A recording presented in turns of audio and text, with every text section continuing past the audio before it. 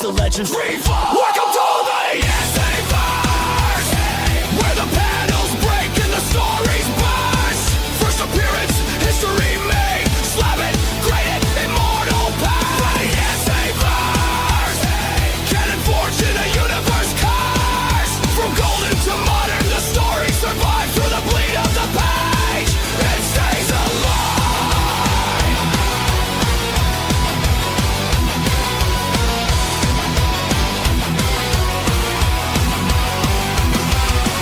Flip that spec, pumping dumb dreams. Holy grail whispers, tear at the seams.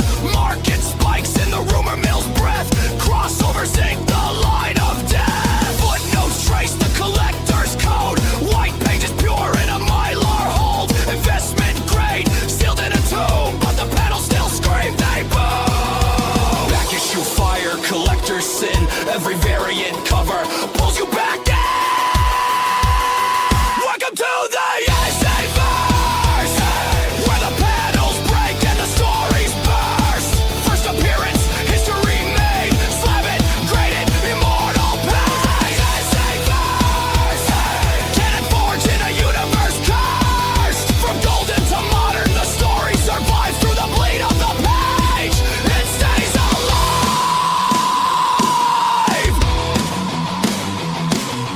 Flip it, press it, spec it, grade it. Canon's eternal, you can't escape it.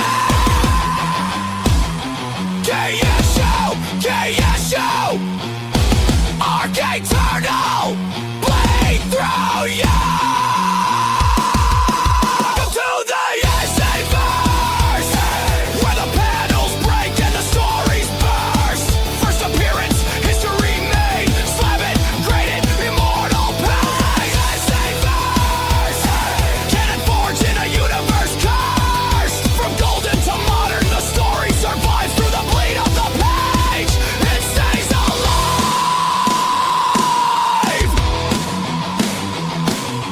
Flip it, press it, spec it, grade it. Canon's eternal, you can't escape it. KSU, arcade eternal, bleed through you.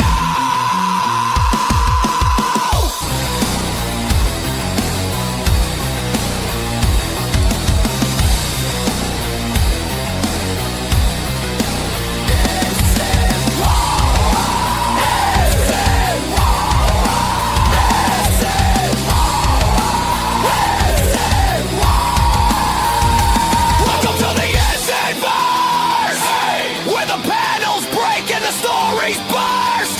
First appearance, history made. Slab it, grade it, immortal. Welcome to the Savers, canon forged in a universe cursed. From golden to modern, the story survives through the bleed of the page. It stays alive. It's more than a run. It's the crossover you can't outrun. The Izzyverse lives on. The Izzyverse lives on.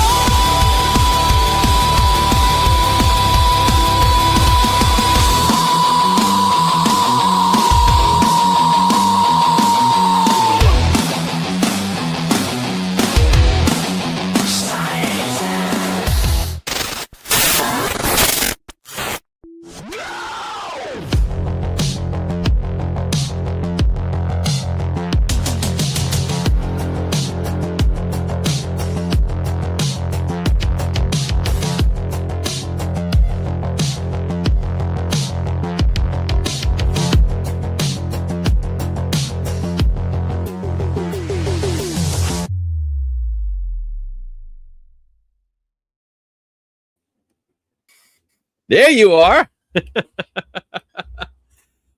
You're back in your room. Yeah, baby. What do you mean I'm back in my room? I've been back in my room. You haven't been back in your room last 2 weeks. You've been in your office or something. No, I've been in my room. What are you No, crazy? no, you weren't. Go look at your own videos. Go look at your own videos. What's going on, Cliff? What's Why am I going on screaming? is my heart is boy. absolutely shattered Oh and boy. heavy at the loss of the fabulous and amazing Dolly Parton. I know who you're talking about. I do not have enough words. I could talk about Dolly all night. It is absolutely disrupted my whole day. Yeah. Well, let's try to cheer people up, and let's try to cheer you up. So, what's going on, everybody? Talking about other dead artists tonight here. Oh God! Top trending comments. It's gonna be it's a celebration, okay? It's a celebration, okay? We'll talk about that. Anyway, guys, welcome to the show. This is the one show that you're gonna see two Puerto Ricans from New York scream at each other about comic books. You ain't gonna find that anywhere else. I don't think you'll find that anywhere else. Is there a show with two Puerto Ricans screaming about comic books from New York? Occasionally, when I'm on the Council of Comics. I said two, not multiple people. No, that's true. It does turn into three of us. So yeah. And this is a news show. So this is more of a news, we're having fun with it and all this stuff going on. So let's go ahead and say what's up to the people in the chat while we're at it. Starting with Las Cruces. Hello from Nuevo Mexico. How you doing, Las Cruces? We got DVH from the other side of the water. See the other side from because we got I remember that one time that I forgot that Las Cruces is in Las Cruces, New Mexico, and I felt so many low things that never again. All right, and I don't know what this was about, but I somehow gave out 10 jewels, and then I gave 2 jewels, so I don't know what's going on with the jewels. Do you know anything about this jewel stuff? Yeah, they turn into cents and dollars. To who? For me? Yeah. So I'm giving money away? When I'm giving myself or you're giving yourself money, but yeah, when you use them, it's money. Oh, isn't that special? It's little bits of money, but it's money. Okay. No, guys, send me some jewels. some jewels. I don't know. All right. White Tiger, Kawabunga. How you doing, White Tiger? Nerdy Geek. What up, Cliffy and Izzy? All right. Hello to everybody in the chat. JSS Brooklyn in the house. Congratulations to JSS. He was nominated. And he's doing a big push. I know that much. And nominated for what? What kind of Blue Wrench Award? Actually, it's not called that. Oh, look, I got jewels. Yeah, I just sent you jewels. You jewels. No, DVSG sent me jewels. I just sent you jewels. Well, it says here DVH 1,000 jewels. I don't know. Well, that's a lot of jewels. That's real money. I just sent you a few. But yes, if you go over to cbcawards.com, the Comic Book Community Awards, you'll see that JSS Brooklyn has been nominated, that Cliff on Comics has been nominated. And he froze. Look at that. Builder, and you'll see over under the Spec Award that this show has been nominated. So go over there, vote for us. Don't look at anybody else. There's one more. There's one more. What else? One more. Oh, best artist, best community artist. Izzy is. Can I finally win this one? Is there a possibility? Listen, let me tell you something. That I could finally do this one because last year I was not. Apparently, they didn't qualify me last year. Listen. I would like for you to win very much, but we need to win the Keep Speckin' Award, okay? But I'm an artist here. I would love the Artist Award as an artist. You know what's really funny is that you think that I care that much about your feelings. I want to win the award that we win together. And if you win Community Artist, I'll be very happy for you. You have yours too. You have your Community Builder. And they need. I need Community Builder, and my babies need brothers and sisters. I want a boy and a girl this year. Okay. All right. We'll see. Oh, your babies need. Well, at least I need to win something, man. Every time I'm up for an award, I lose it to either someone that's sick or someone that passed away. Would you stop making it sound that way? But it's the truth. It is the absolute truth. I'm not lying. Oh my God. Anyway, DVH just said you were in your room last week. Also, Jess says is US Open Spider-Man books have hit eBay. Yes. If you go to Queens, there's like this weekly event and they're giving away Spider-Man books. They're actually blind bags. Oh. Yes, they are blind bags. And with these blind bags, you open it up and it's one of 5 books. Each book represents a borough. It's actually pretty cool. The artwork's it's also pretty good as well. I know Rattlesnake, who's in the house, he already has his. So he picked one up. I might stop by on Saturday to see what's up, but Saturday I'm going to be doing something else, so who knows? JSS Brooklyn dropping in the link on Dolly Parton. Yes, rest in power, Dolly. She's doing her thing. You know what I'm saying? We got Dante's Gamer Room. How you doing? Let's see. And there's the jewel. Rattlesnake gives us 200 jewels. Sunshine. Nerdy Geek gives us 10 jewels. Hiding. Everybody's loving these. There goes more hiding jewels. Look, I got 1,000 jewels. A trophy cake. I don't even know what's an unsee alert jewel. Like, these jewels are hilarious to me. I don't even know what to think. UNC alert? I don't know. It says UNC. Yeah. Ooh. Okay. From Eddie Nensa. So, Eddie, what's going on, my man? Kenneth Bird's also in the house. Let's see what else we got here. Coffee and biscuits on me. Oh, thank you so much. Cliff, you can have the coffee. I'll have the biscuits. There you go. All right. So that's what that's for. I don't drink coffee, guys. Just to win both. And look, I got another 200 jewels from JSS. Everybody's just dropping the jewels here. It's an honor to be nominated. Yes, it is an honor. That said, I would like to win too. Well, I vote for Nerdy Geek. He's in the lower tiers. Go find him for best for me. It's one of those situations where I'm like, I've never won. I'm always nominated. So always a bride, never. Buckle up, Izzy. Always a bride, never. It's time to be a bride this time. All right. I mean, never been. Always been a bridesmaid. Never. Yeah, you'll be the bride. All right. I don't care. I will be the bride. I'll be singing "I Will Always Love You" because I'm devastated. So you ready? You ready to see what this week's giveaway surprises are going to be? Okay. This one I think this one is probably going to be the easiest one. The easiest one. Okay. All right. But there's those catch. You need to know what it is. Right? So the logos are easy to figure out. So that's the thing. This is the first time you're gonna see the logos, and you're gonna be like, "Oh, this is easy." But what is the book that's associated with the logos? That's the catch. You are asking for capacity tonight. Oh snap! I already see Night's End going on. Nightfall, Night Quest, Night's End is already at the bottom, right there. Right there. All right, so definitely it's part of the night saga. Because we'll talk a little bit about that. We'll definitely talk a little bit about that. Because it dropped on Blu-ray and digital and everything today, folks. So you can I didn't drop. I don't think. Did it drop on Blu-ray? Yes. Oh, awesome. Cool. Yes. Actually, tomorrow's Wednesday, right?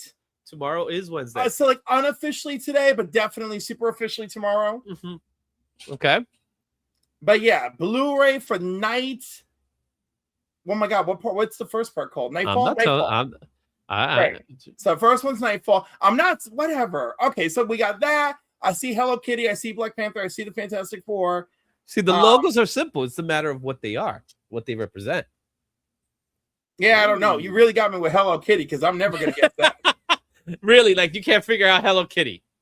No. Did she have something new come out? Like, I just am not paying attention to Hello Kitty. So, Rattlesnake dropping in some disco jewels. We got Christina Payne in the house. What's up, Christina Payne? How you doing? All right. Good evening, Christina. Christina is also nominated for your consideration. Oh, my God. We need to do... I need to do that. Someone needs to do that. Someone needs to do a for your consideration video. Oh boy. I love it. All right, guys, you know how this works. If you're new to the channel, what we do is we do super chats, and in the super chats, for every super chat that's the jewels count for nothing now. Jewels? I have to figure out how this jewel. Well, I want you to know that DBH dropped very big jewels, so his should count for one. Okay, so how about this? For every 1,000 jewels, I guess. I just don't know how the jewels work. And what do they equate to something? I don't know. 1,500 jewels would cost me $11.99. Okay. But every 50 jewels is about 99 cents. And then, of course, eBay is going to take their piece and give you the rest. Not eBay, you mean YouTube. Right, YouTube. Right. Where are eBay, we? Where are you? What are you doing? I don't know. I'm mourning Dolly freaking Parton over here. I'm over here like, okay, but that doesn't change the fact that you know what you're talking about. So I okay, don't know. Look, I gave myself jewels and I didn't even know it. You know what I'm saying? Right? I'm just seeing these jewels like you could redeem them. I got jewels that apparently I got jewels to give away. I got a whole bunch of jewels here. Like, you know, I got 988 jewels. I guess I will use that for somebody else someday. Well, no, I think you check those jewels out. Okay, to who have jewels, you can send gifts, hype videos, and more. Ooh. And there's JSS dropping in the jewels explain. Explaining the jewel. Yo, let me get right over there. I have no idea how jewels work. It says I had 1,000 of them, so I can't. That's what you got. I am going to Jewels Explained right now. Oh, we partnered with YouTube to create celebratory 3D animations for jewels. Okay. Interesting. All right. How do they work? Buck is a talent-driven creative company, blah, blah, blah. I don't care, Buck. Tell me how the jewels work. Tell me how the jewels work. All right. Interesting. Yo, Eddie just loves dropping in that disco. The thing is, I don't see anything else with these things. Like, I see the jewels, and it's like, oh, jewel, you got a jewel. You got a jewel. And it says laughing disco, but I don't see it. Okay, well, you're not going to see it. You're not going to see it in StreamYard. I think you see it in the YouTube. Well, I'm also in the YouTube on the tab, so I guess, and I keep doing that. Keep shutting myself off from YouTube. All right, it's probably like, yeah, it might be the same, like, and whatnot. Yeah, who's to say? Anyway, until I figure out how these jewels things work, yeah, if you get a super chat of any size, we're going to add to the box. So let me, while we're doing that, let me go ahead and share what's in the box already, right? So as we're in the box, I have the biggest one I will say is the Arthur Adams preliminary sketches. So all these sketches from Arthur Adams. All right. You're gonna get a Midnight Suns blank, which was with a sketch of when the winner wins, they get to pick what's gonna be in the cover. All right. I've been hearing some really cool stuff, right? We got an X-Men 97 season 2, number 1. We got a Dork number 1 signed by the one and only Brett Bean. Yay! We got a G.I. Joe 330 for the return of Lara Croft, Tomb Raider. Also, Comics the Magazine number 5. We got a Soso Micah cover of Catwoman number 1. Absolute Catwoman. We got Mark Spears Monsters 11. That's an amazing cover. Jaws homage. We have an Arthur Adams classic X-Men number 3 with the border featuring Storm. We got Absolute Batman issue 23 cover A, the Clayface cover. We got Batman issue number 12, first appearance of Verity Pennyworth. Verity. We got Ultimate Endgame number 1. The Dan Panosian cover. Wow, this is a good set of books, bro. I'm just thinking about it, man. I'm like, man, I went good. You entered Dan Panosian territory, so I'm there. I got X-Men 322, the first mention of Onslaught, which this book definitely had some spec potential going on. A classic George Perez, Crisis on Infinite Earths number 1. You're gonna get yourself a newsy version, newsstand edition. And apparently a book it's kind of hot right now, and that Stewart Fails to Save the Universe, issue number 1. This is the Jim Lee San Diego Comic-Con. So that's what we have right now. I do have, and I'll just show you, I got a set here. Look at this. I got 5 books just waiting in the wings. He's got a set, folks. It's a set. It's a set. So a super chat of any size will do it. A super chat of any size. So those are the logos. So once we get them, bam, right? The more you participate, you get points for the day and can be getting things to post with your comments that are displayed. Okay. Hey, if it works, it works. All right. Cliff, the Google one is less advocacy from for a firm to so So what? So basically, for every 100 jewels you get, Izzy expect half in dollars that could go to the creator. Okay. So if someone sent you 1,000 jewels, that's like $5 for you. Oh, okay. All right, thank you. So let's do it. So DVH, you send me 1,000 jewels. So let's do this. DVH, Eddie, you also, since you send plenty, I've seen already. So I got two. Let's see here. Let's see. We got a first one here. So there's mine. I don't count. We got Rattlesnake with 200, Nerdy with 10. We got Cliff with 10. All right. We got DVH with the first 1,000. Then we got Eddie with 4, JSS with 2. Then we got Eddie again with 250.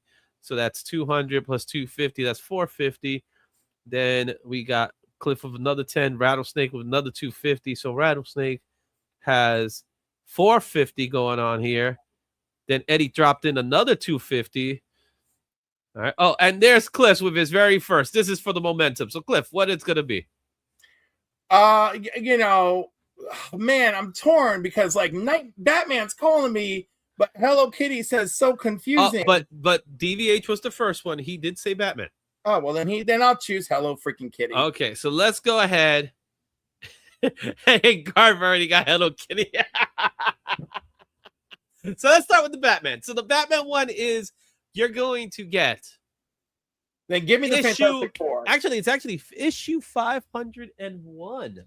See, Night Quest the Crusade. There we go. Crusade. So this is the start of the new arc that followed, but it's also him on the cover, which we do get a first cover, but it's the first cover is actually Batman 500. This is 501. So Batman 500 is the one that's like it opens up the shoes. Yeah, isn't he confronting Batman on 500? No. In 500, he becomes the Batman. Right, but he's confronting a Batman on the cover. So on the cover it's a Joe Quesada cover, and what it is it shows Batman, but it's kind of die cut. It's a die cut cover. Well, no, and it's foil, and that one's beautiful. It's foil and die cut, and when you open it up, you get to see the new Batman. Right. That's all you see. Oh my God. You know, there's so many of these freaking books because I know there's another one. There's the non-foil one, and he is on the cover and he's beating the hell out of Bane. I don't know that one. They're probably I think I know what you're talking about. So we got 501. This is the one that we're in. The other one that we saw here, which is that someone said Hello Kitty, right? That's Hello Kitty. We got Hello Kitty. It apparently it's not. Many people have been calling this the first appearance, but it really isn't. Of Hello Kitty and Friends, Hello World. I figured it would have been fun to just throw in the Hello Kitty book because I've been hearing the chat been going crazy talking about Hello Kitty a few times. So I said to myself, why not throw a Hello Kitty book in the pack? So we're adding Hello Kitty in there. And then you said, which is the one you said? You said well, the Fantastic Four. I guess I'm doing the Fantastic Four. All right. So with the Fantastic Four one, what do you think it could potentially be? I have no clue. Well, that's why it's called guessing. Bertha Franklin Richards. Let's go for it. Good try. Good try.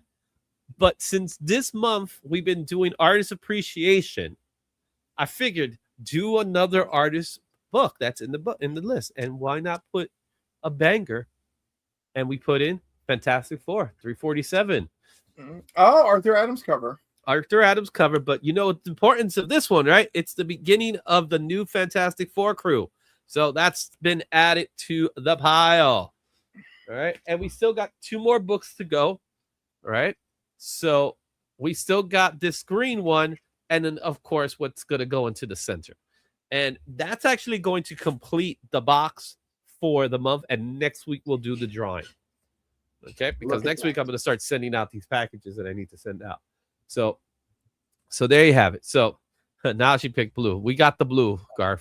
All right. So we still got the Black Panther and the logo left. So that leaves us with 2 more books in our pile. I have them here. One's is a double books. Is 2 books actually. So, Ooh. yeah. All right, Cliff. So let's put this in the side for now. And I'm going to stop sharing for now. Okay, so let's just stop sharing this.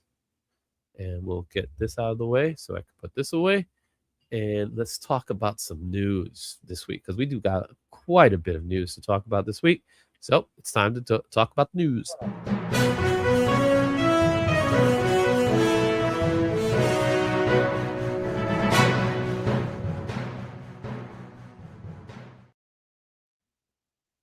And where's my news? There's my news. All right, Spider-Man Brand New Day. 4 weeks already. It's been 4 weeks. This movie's been out. And it's been #1 for 4 weeks. And Spider-Man Brand New Day breaks massive MCU record. However, it may not hold it for too long. It actually breaks the domestic record for the biggest MCU film of all time domestically in dollars. And it might stay there. It might not. And it might not. But I want to believe it'll stay there. So here's the reason. And to answer your question, DVH, they're sitting with CGC right now. They have not get back to me on these books. So once I get that answer, the answer, I'll let you know. So here's the thing. Not the thing. Currently, Brand New Day is sitting at the top of the mountain. It surpassed Avengers Endgame. No, it hasn't. Avengers Endgame is at 2.7 worldwide total. Mm-hmm. No, we're not talking worldwide. We're talking domestic. Oh, domestic. All right. So, yeah. Avengers Endgame only hit 858 domestic. And now Spider-Man has surpassed that. Now, Spider-Man still has the ability to become the #1. However, here's the catch. The catch is that Avengers Endgame is going to be re-released in September, and it's going to have footage from the new movie Doomsday. That is not what they said. They said additional 7 minutes that will help bridge. No, there's additional footage. Right. There is additional footage. No, Doomsday leads you into Doomsday. No, they're putting a piece of Doomsday in the trailer, in the movie. So the movie, the end credit scene. So this, if you remember, Endgame did not have an end credit. Do you remember? That's all it has. It has the thing. So now when the movie's over, you're going to get that. And that is a scene of Doomsday. All right. So here's the question. I want to know who is paying the money to go see this re-release. All right. And you might be going to see it with me. No, I will be at home sleeping. No, you won't, bro. No, you won't. You know where you will be? You know where you will be? I will tell you where you will be. Sleeping in the theater. You will be in Baltimore. Right. That's the weekend it's coming out. In bed. Oh, no. We'll see them. We're gonna go see them. And you want to come running back Sunday? Come Sunday is probably where we're gonna end up seeing it. I got a lot of movies to see, man. I got Coyote versus Acme this week. I have Avengers Endgame. Acme. I'm looking forward to that. I got Endgame, which coming up. Apparently they're gonna re-release Akira, so I want to see that. They're going to re-release Transformers, the original movie. That's happening. All happening in September. And I'm telling my wife, I want to see this. I want to see this. I want to see this. I'm going to see this. I want to see. And she's like, all right. For those of you interested in reliving Izzy's childhood with him throughout his birthday month, go sign up at izzyverseNYC.com. It's called. You know what? I gotta get that site back up. I actually do have izzyverseNYC.com actually exists. Yeah, no, you really should. It should be like. Well, I had it. I gotta bring it back, man. I gotta put the money to bring it back. So, and look at JSS. He's right. That's a we. Yep, that's right. So we're gonna take the time to go see the movie. That's part of the plan. Maybe we could make this an event, like get a couple of people from the Baltimore crew. Everybody's going to Baltimore to go see this movie, and we can go see it as a group. You, me, and we drag David with us. No, we drag David. We could take JSS could come with us. We could have, Brother John and Digger Jim, because they go to Baltimore too. We could all go. It'll be fun. Maybe I'll talk Rebecca Romaine into coming. It'll be great. Oh, wouldn't that be nice? You're happy to see her in the show, right? She's gonna be at the show. She's at the show, yes. That could be a pricey ticket. All right. So here's my question for you. With that being said, do you think the Endgame, it's called Endgame Encore, do you think that this movie has the potential of surpassing Avatar now? It doesn't need a lot of money to do it, though. I guess not. I'm not particularly interested in that. Whatever. I'm still not on board with this. It's none of it sits very well with me. And I really hope that I enjoy the movie, but I'm kind of like, you're re-releasing this. You want more money out of me twice. You want me to rewatch Endgame for I don't have a problem for things like that, though. I mean, they do that kind of stuff all the time. I do. I'm a little I don't know. I'm kind of annoyed. You don't have to go see it. That's the catch. You don't have to go see it. Well, right. I can have it ruined for me on the internet like everything else. But it's not like it's going to give you a major spoiler or anything like that. But the point is, if you're trying to get me back into the seat to watch Doomsday, shouldn't you be sharing something special? Which they will. That's the plan. Right. But now you're making it sound less special. Now you're making it sound like it's a piece of Doomsday. And I'm like, is that what I want? So look, Endgame Encore brings a $2 billion blockbuster hit back to theaters with Marvel Infinity Vision. I don't care about that. Marvel Studios has promised the re-release includes new footage, bridging the gap between Endgame and Doomsday. But the new footage is part of Doomsday, bro. Which I think is bad. Then I don't want to give you my money, is what I'm telling you. If the runtime listed on the theater site is accurate, Avengers Endgame Encore will have 4 minutes of new footage. It's like that episode. Chat, let me know. Do y'all care? Do y'all want to do this? Is it enticing at all if it's just footage from Doomsday? Please. So look at this. Another scene is rumored to involve Loki working for the Time Variance Authority. Loki appears in his TVA jacket in the Avengers Doomsday trailer. Loki Television is also the part of the countdown to Doomsday watch list. That may be true, but he became the life tree of the multiverse at the end of his series. Why is he running around in a TVA jacket? Because he wants to. No, that's probably stupid. A projection. That's just probably a projection. Stupid. But check out the poster. This is the poster.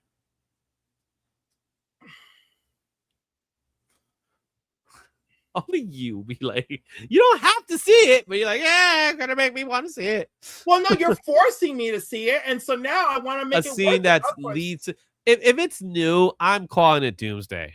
It's part of Doomsday. Right, but you can't. I'm saying you shouldn't. That's very misleading. So what about the other movies? Fantastic Four and Thunderbolts gives us 2 scenes in the end credits that are clearly part of the movie. They are part of the movie. They're not clearly part of the movie. Yes, they are because shadows. They're scenes within the movie. They said that the Russos even directed those scenes. I've never heard such a thing, Izzy. Those are end credit scenes for those movies. End of story. If that turns out to be that those are footage from Doomsday, then that it's no big deal. It's just what, a minute or 2 of footage? It doesn't matter. All the minute or 2s that we received, except for what was it, the Captain America end credit led straight into Avengers, right? So that one was actually the Avengers trailer, but all the other ones were scenes unique to each movie, and that originally felt special. Well, at that time, yeah, but that's usually end credits for you. And I'm saying, don't, if it ain't broke, don't fix it. We'll find out. We'll definitely find out. All right. Did you get your Doomsday tickets? Because I have mine. No, I don't give a shit. No, I don't get it. I'll go when I feel like it. I gotta pay bills, not pre-order my Doomsday tickets. So here's the next story, since it's a lead-in to pretty much what we're dealing with. So Marvel is going back to synergy again. and they're doing a series of one shots called Incursions to tell untold stories of Hickman and Ribbit's Secret Wars. Who's writing them? So let's take a look at what we got here. So the first in the series will be X-Men Incursions by Alex Packnadel and Jim Tao, which will bring together. I hear about Urban Packnadel all the time. Yeah, you know. Yeah, Alex. It's Alex. Right. Alejandro Packnadel. Yeah, of course. All right. Two Mutant Realities, Days of Future Past and House of Men in a clash that only one can survive. A choice that must be made by Katie Pryde, or Kitty Pryde. This is Kate Pryde. Because in that universe, she's probably Kate Pryde. Yeah, one shot will be revealed on November 18th, okay, which will cover by Gleb Melikov. Oh, and there are variants by Ribbich and Brian Hitch. And then there's two more one-shots released in December, Spider-Man's Incursions by Christo Gage and Fantastic Four Incursions by Ethan S. Parker, Griffin Sheridan, and Paco Medina. The last two is X-Men 92 Incursions, #1 by Chris Yost and Craig Kyle, and Avengers Incursions by Al Ewing and Franz Marsegal. Mancia. Yeah, Mancia. So here, let's take a look at the gallery for now. That's the only one that sounds legit. The Avengers Incursion #1 is the one that sounds legit. Okay, so this is the X-Men Incursions. This is the one Days of Future Past meets House of M. Okay, that's one. Then we have the X-Men Incursions. I'm not sure. This is, I guess, the same kind of cover, but with Miss Marvel. Then we have this one. This is the same book, but this is the Ribbich. I was gonna say, this is the same book, different pictures. Yeah, different covers. So this is a Ribbich. I like this one. This one I like. But it's Ribbich, of course. And here's this one's just Incursions. This is the Brian Hitch. It's still the X-Men one. Yeah. It's Brian Hitch. I do love Brian Hitch. Yeah. This is a cool one. I like this cover. So what do you think about them actually utilizing Secret Wars, or more specifically Doomsday, to do these stories? And they're one shot, so they're not going to really cause any harm to the continuity, I guess. They're untold stories of Secret Wars, I guess. If it's good for business, whatever. I think it's good for getting people to, like, when people like today. Just I'm not particularly interested. These fall under a category of books of I wonder who's actually buying these. You know. Well, it does fall under that category, but back in the day, man, we used to get adaptations all the time. Like adaptations of movies and TV shows that used to happen all the time. But they were direct adaptations. You knew what you were getting, and that's it. And that was a good time. Like the Batman '89 movie had an adaptation. Yeah. It was one book, prestige format, bada bing, bada boom. Yeah. And these are one shots and not part of the continuity. They're supposed to be untold stories of Secret Wars. Right. Which I think it's fine. It doesn't bother me. We're supposed to believe it fits into Secret Wars with people working on it, other than Al Ewing, who I think might have worked on some part of Secret Wars. I don't think anyone else here worked in it. And shout out to Paco Medina, though, because I still love you. But I like the idea that they're doing it, because I think that is good, because if you do see a movie and you want to get something that's related to Incursions, and I would say if you're new to comic books, this is probably a good way in that you don't have to feel tied in. Now, the only issue is that if you don't know the stories that they're dealing with, because these are supposed to be untold stories of incursions happening within different universes or different continuities, like House of M and Days of Future Past, which if you don't know those stories, it might be a little confusing. But again, I don't think it's no harm, no foul. I mean, there's other books I wish you were making. I wish you would focus more your attention on your ongoing books a little bit better. Right, like that would be great. Focusing your ongoings. If you're gonna give me a bunch of one shots, give me one shots about characters I haven't seen in a while who I'm interested in. Yeah, I'm just saying. Mm-hmm. This is fine. That's where something like a Marvel Comics Presents comes in. I like Marvel Comics Presents for that kind of stuff. Again, great, an anthology book. I mean, someone should actually do something with that. Marvel Entertainment. Well, talk to Steve Wacker. Maybe he might come up with something. Yeah. We'll see if I have the energy. All right, here's another thing that Marvel's doing, which, again, I don't know about this one. This one I'm not sure about.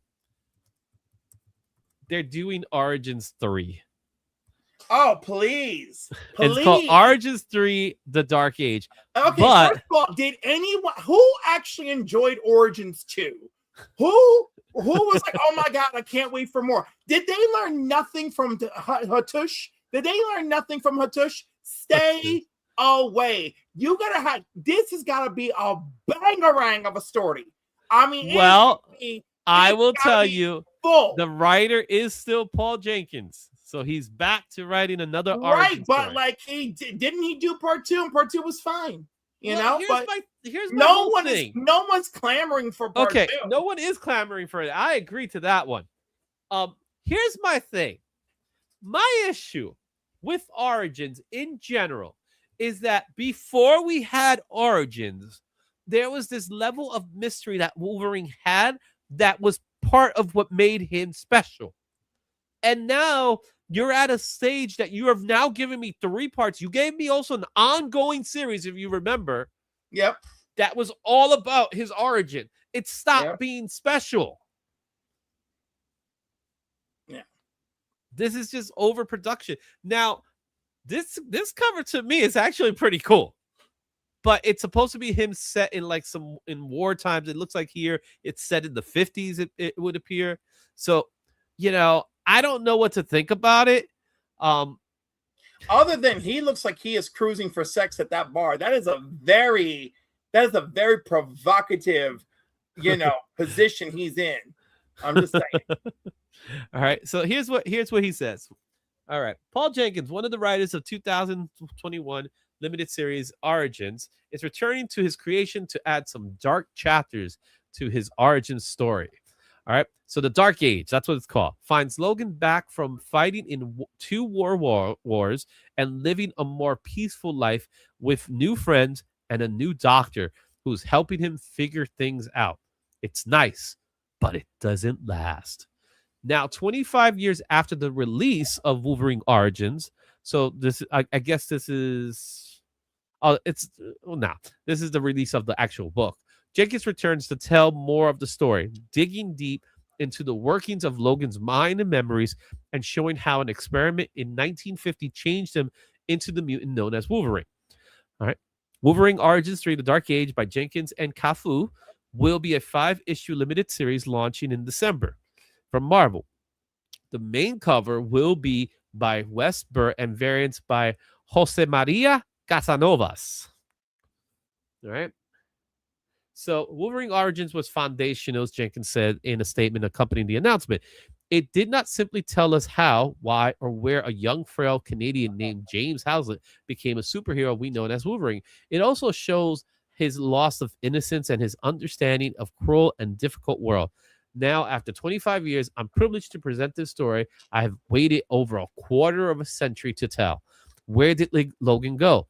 Which parts of his story were lost to his history? What led to the events of Weapon X?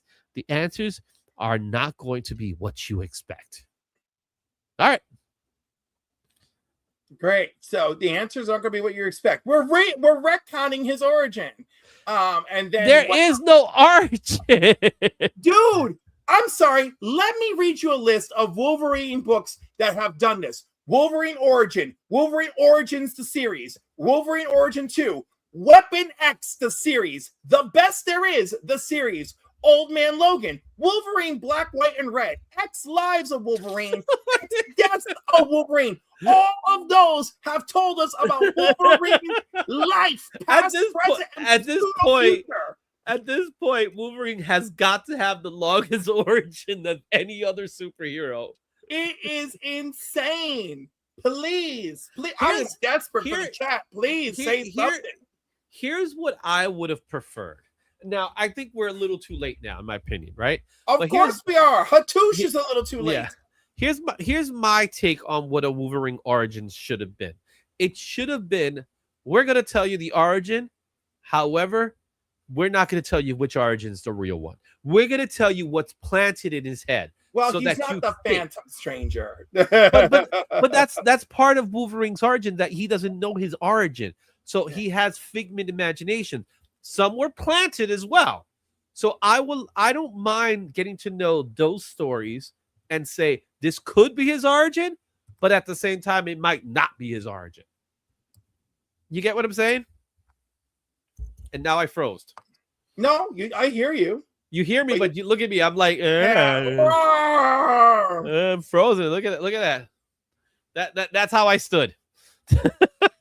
I think my camera went out. Yeah, that's not a great look. No, it's not. Let me remove it for a second, because at least my microphone's working. So let me see. Let's stop the mic. Let's stop the camera mic here for a second.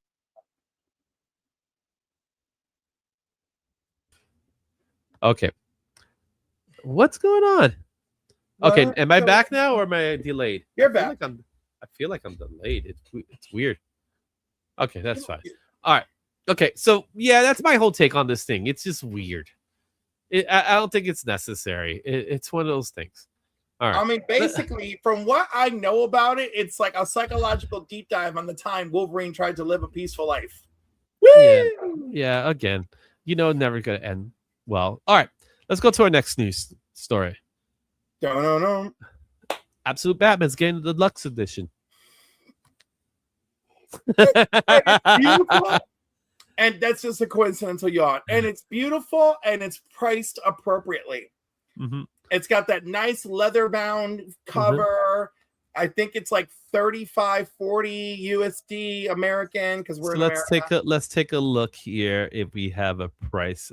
It's going to be $49.99. Yeah. No. Wait. They're also releasing the covers. A 200. Wait. They're releasing on April 27th.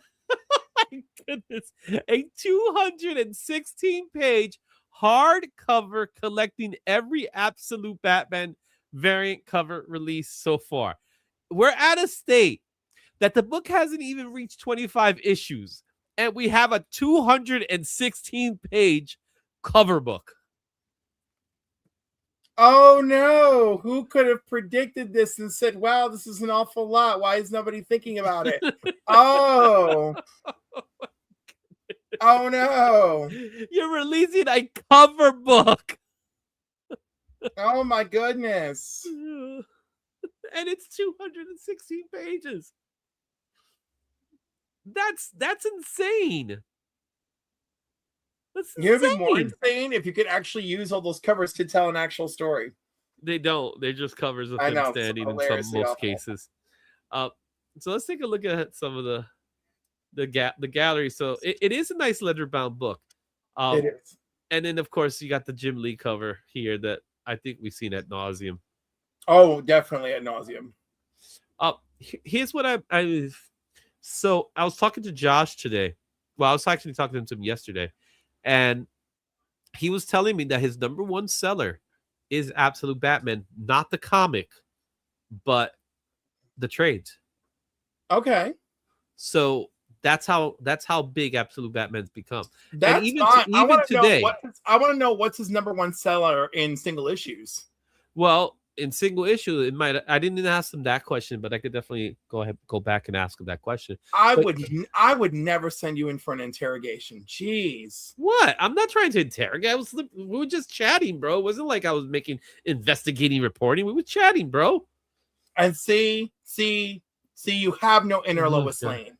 I have an inner Lois Lane. Oh God. Well, first of all, again, I have an inner Lois Lane. My friend. I consider Josh my friend, and I'm not interrogating or seeking. If I want to do that, I'll just tell him. I interrogate you every chance I get. And as usual, you never have enough something answers. Completely different, man. I don't even know what to call you anymore. You're terrible. Yeah, just don't call me late for dinner. No, and no. All right. All this news seems like I'm going to be saving a lot of money. Right, rattlesnakes? That's all I'm hearing. That's all I'm hearing. All right, let's get to our next one here, okay? We got two more, and then we get to the main topic. So the next one here is I lost it. Let's just refresh. I believe in you. You can get it back. Oh, it's just refreshing. Could be my internet that's acting up. That's what it is. Probably. I think I know what it is. I'm gonna turn this off because it's probably trying to sync. Okay. Let's see here. Yep, there it is. Refreshing. I don't want this to be the last news. So where are we with our oh yeah, we still need two more, right? We still need the Black Panther and the logo. Right. My goodness, why is it? Panther? Oh wait, no. Yeah. So come on, work with me here. It's no, it's not. No, it doesn't even want to load. Have you ever been to a comic book tag sale? It depends on what well, I have never been to one, so I don't even know. What is it supposed to mean? Well, you know, like when you go to a tag sale, there's like a tag on the item, like red, blue, green. Okay. Right? Like that's been my experience, you know? So like I'm assuming a comic book tag sale is $1 comic, $2 comic, $5 comic, fill a box for X amount of dollars. Okay. But I watched somebody's tag sale, but he only came home with X amount of books, so I really didn't get a feel for what the tag sale was experience was. But I'm curious. And if I find one, should we go? Oh, okay. All right. So here's a question that came across to the one James Gunn. So let me go ahead and now. Oh, a James Gunn question. Yeah. Oh my. Oh, you should have told me to get some liquor ready for this one. All right. So the question is, so really they came up and they approached James Gunn about it. So James Gunn's justified DC Studios slate with DC Comics the spared titles. That's what it's pretty much saying here, right? Get rid of this dumb thing. Right. So the article sums up that James Gunn defends DC Universe slate by comparing it to widely different tones in the DC comic history. A thread posted questions on Superman, Peacemaker, Lanterns, and Creature Commandos fit in one DC universe. So in other words, how do they all fit in? Especially with the tones that they're set. So Gunn's response suggests DC Studios can embrace comedy, violence, introspection, and horror in one canon. James Gunn appears to reject clickbait claims and instead frames the DCU as broad, varied, and faithful to DC. What is your take on that? I can get on board with that long term, but there is a bit of a problem that everything outside of Superman has been quite adult, right?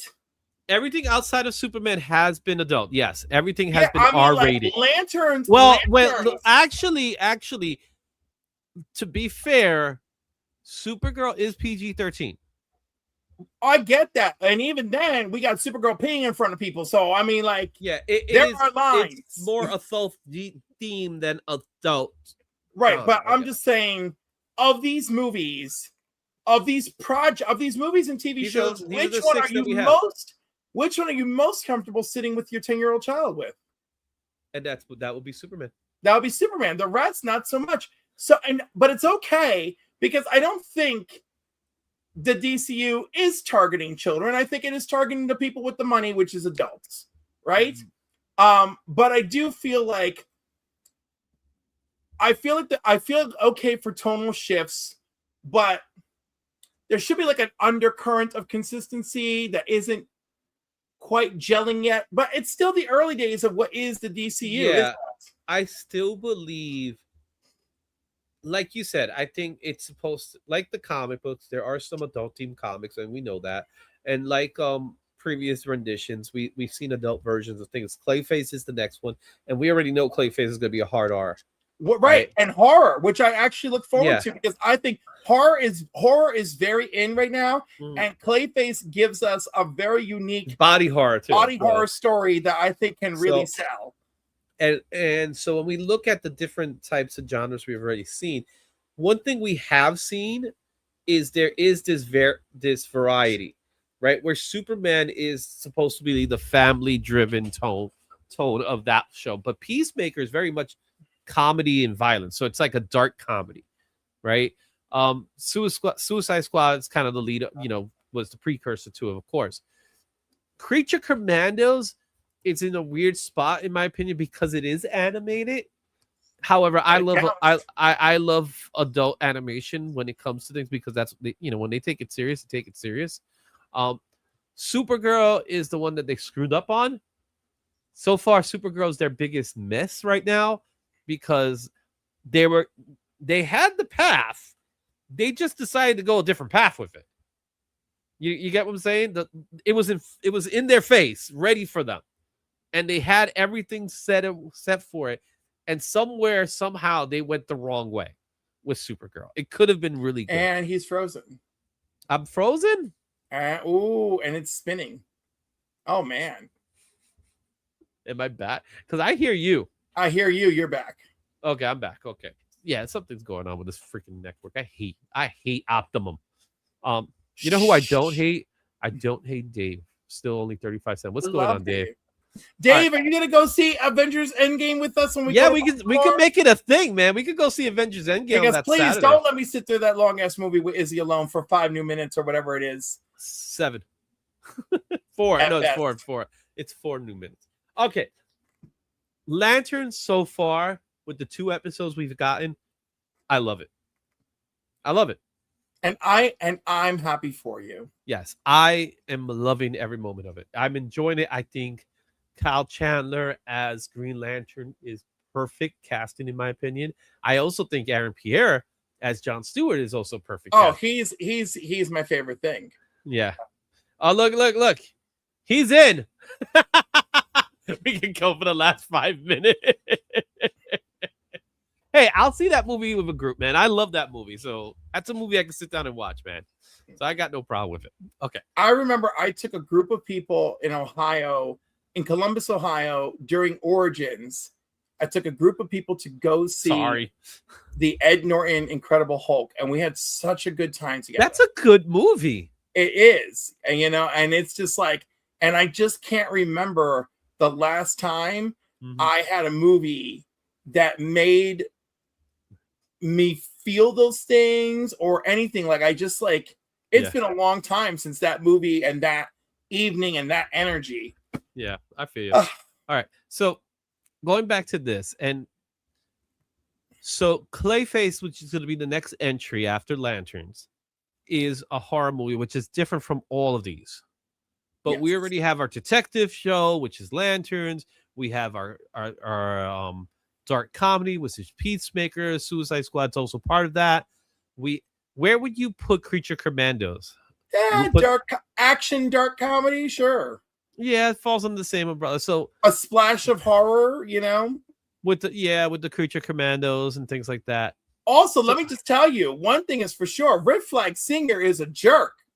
Oh yeah, but there's a part of him that you kind of like, and then he turns irredeemable. No. I tried to give him a shot. In Peacemaker, and then he turns on you. And he started, right away, he started turning on you. And I was like, here's the piece of scum who turned on the Creature Commandos. And when he banged that young princess woman, here's that scumbag right here. So don't tell me that you I feel nothing for him. I was like, I want Superman to rescue Peacemaker from that planet and leave this one there. I want. But Peacemaker's not too crazy about Superman. Don't you remember his one little comment? I remember that one little comment. And all I'm saying is they could get past it. They don't really know, but they don't really know each other. The bigger scumbag. They really don't know each other. So Rick Flag Singer's a big scumbag. Okay, let's go to our final one because it's going to tie into our next segment. I keep doing this where I take it off. All right. So let's go ahead to our final topic here. And so our final topic of this week is it's Jack Kirby week. How do you feel about Jack Kirby week? Well, his birthday's the 28th. It's 3 days away for his birthday. That's right. It's Jack the King Kirby, baby. That's right. Kirby. So the Jack Kirby Museum will be hosting a Yancey Street annual walking tour this Saturday. So they do this every year for his birthday. During his birthday, they do a walk-in from the neighborhood where they take you to the different places that first of all, the building he lived, the block where certain things are happening. So this year, what's really cool about it is now that the street has been named, they could actually show Jack Kirby Way, and they're gonna be having some events. So really, what I'm trying to say here is from 11 to 12:30 on Saturday, if you are in the New York City area, come by, come check it out. I do plan on attending. It's one of those things that I like. I love anything that has to do with Jack Kirby. This is great. Also, that's important to note that there is the Jewish Museum has an exhibit on Kirby, so you could definitely check that out. But yeah, that's it was cool being a part of that event. I was able to do it, and if you haven't watched the video, it's up on YouTube now, where you can hear some of the people, some of the speakers. But I think what's really cool about how he still inspires people. You know what I mean? With his style. And one of the things we're going to look at today, different books that Jack Kirby was a part of. It's not going to be an artist spotlight, but you get to see a little bit of it. But this is the building he lived in, that red one. Oh, wow. Yeah, it's still there. Still there, bro. It would be dope if somebody opened up a comic book store at the bottom. There's around the corner, there's a candy shop that is fantastic. So, but he was born. Yeah, it would be nice. Midtown, if you're listening. But then again, it's not exactly, to be honest with you, even to this day, it's still not a great area. All right. Well, based on the graffiti I just saw, I guess that's out the window. Yeah. They've been fixing up the neighborhood, but this specific area has a McDonald's that has a security guard. Again, that's speaks volumes, doesn't it? That is telling you when your McDonald's needs a security guard. So, but it is something that if you have the chance, go check it out. All right. So there's the door. Jack Kirby, man, Jack Kirby, Jacob Kurtzberg, creator of Captain America. Yep. I'm telling you. It's pretty cool. Co-creator of Captain America. You got to remember that. Yes, with Joe Simon. Yes. That's right. All right. And then just a couple of images. So go check it out. If you get a chance to on Saturday, that's where it is, just to show you where the cross street is. It's in Essex and Delancey Street. It's very easy to get to. So all you do is just take the train to Delancey Street. When you go upstairs, you're right there. So go check that out. All right. Okay. So being Great that American. Listen, Jack Kirby is a great American storyteller. He's absolutely, man. No denying it. All right. And he spent most of his life fighting for recognition and compensation, which is some bull. Mm-hmm. And we all know who I'm thinking of. But I'm just saying he went through a lot. Yeah, I agree. All right. So with that being said, instead of doing a traditional artist spotlight, because we have done an artist spotlight on Jack Kirby several months ago. In December. Yes, so it wasn't that long ago. So I felt like, what, let's try something a little different this time with Jack Kirby. And what we're going to do is we're going to have a very special segment. Cliff has no idea what's in this list. But we're going to do a special show we call Spec It, Slab It, Sell It. So, yay!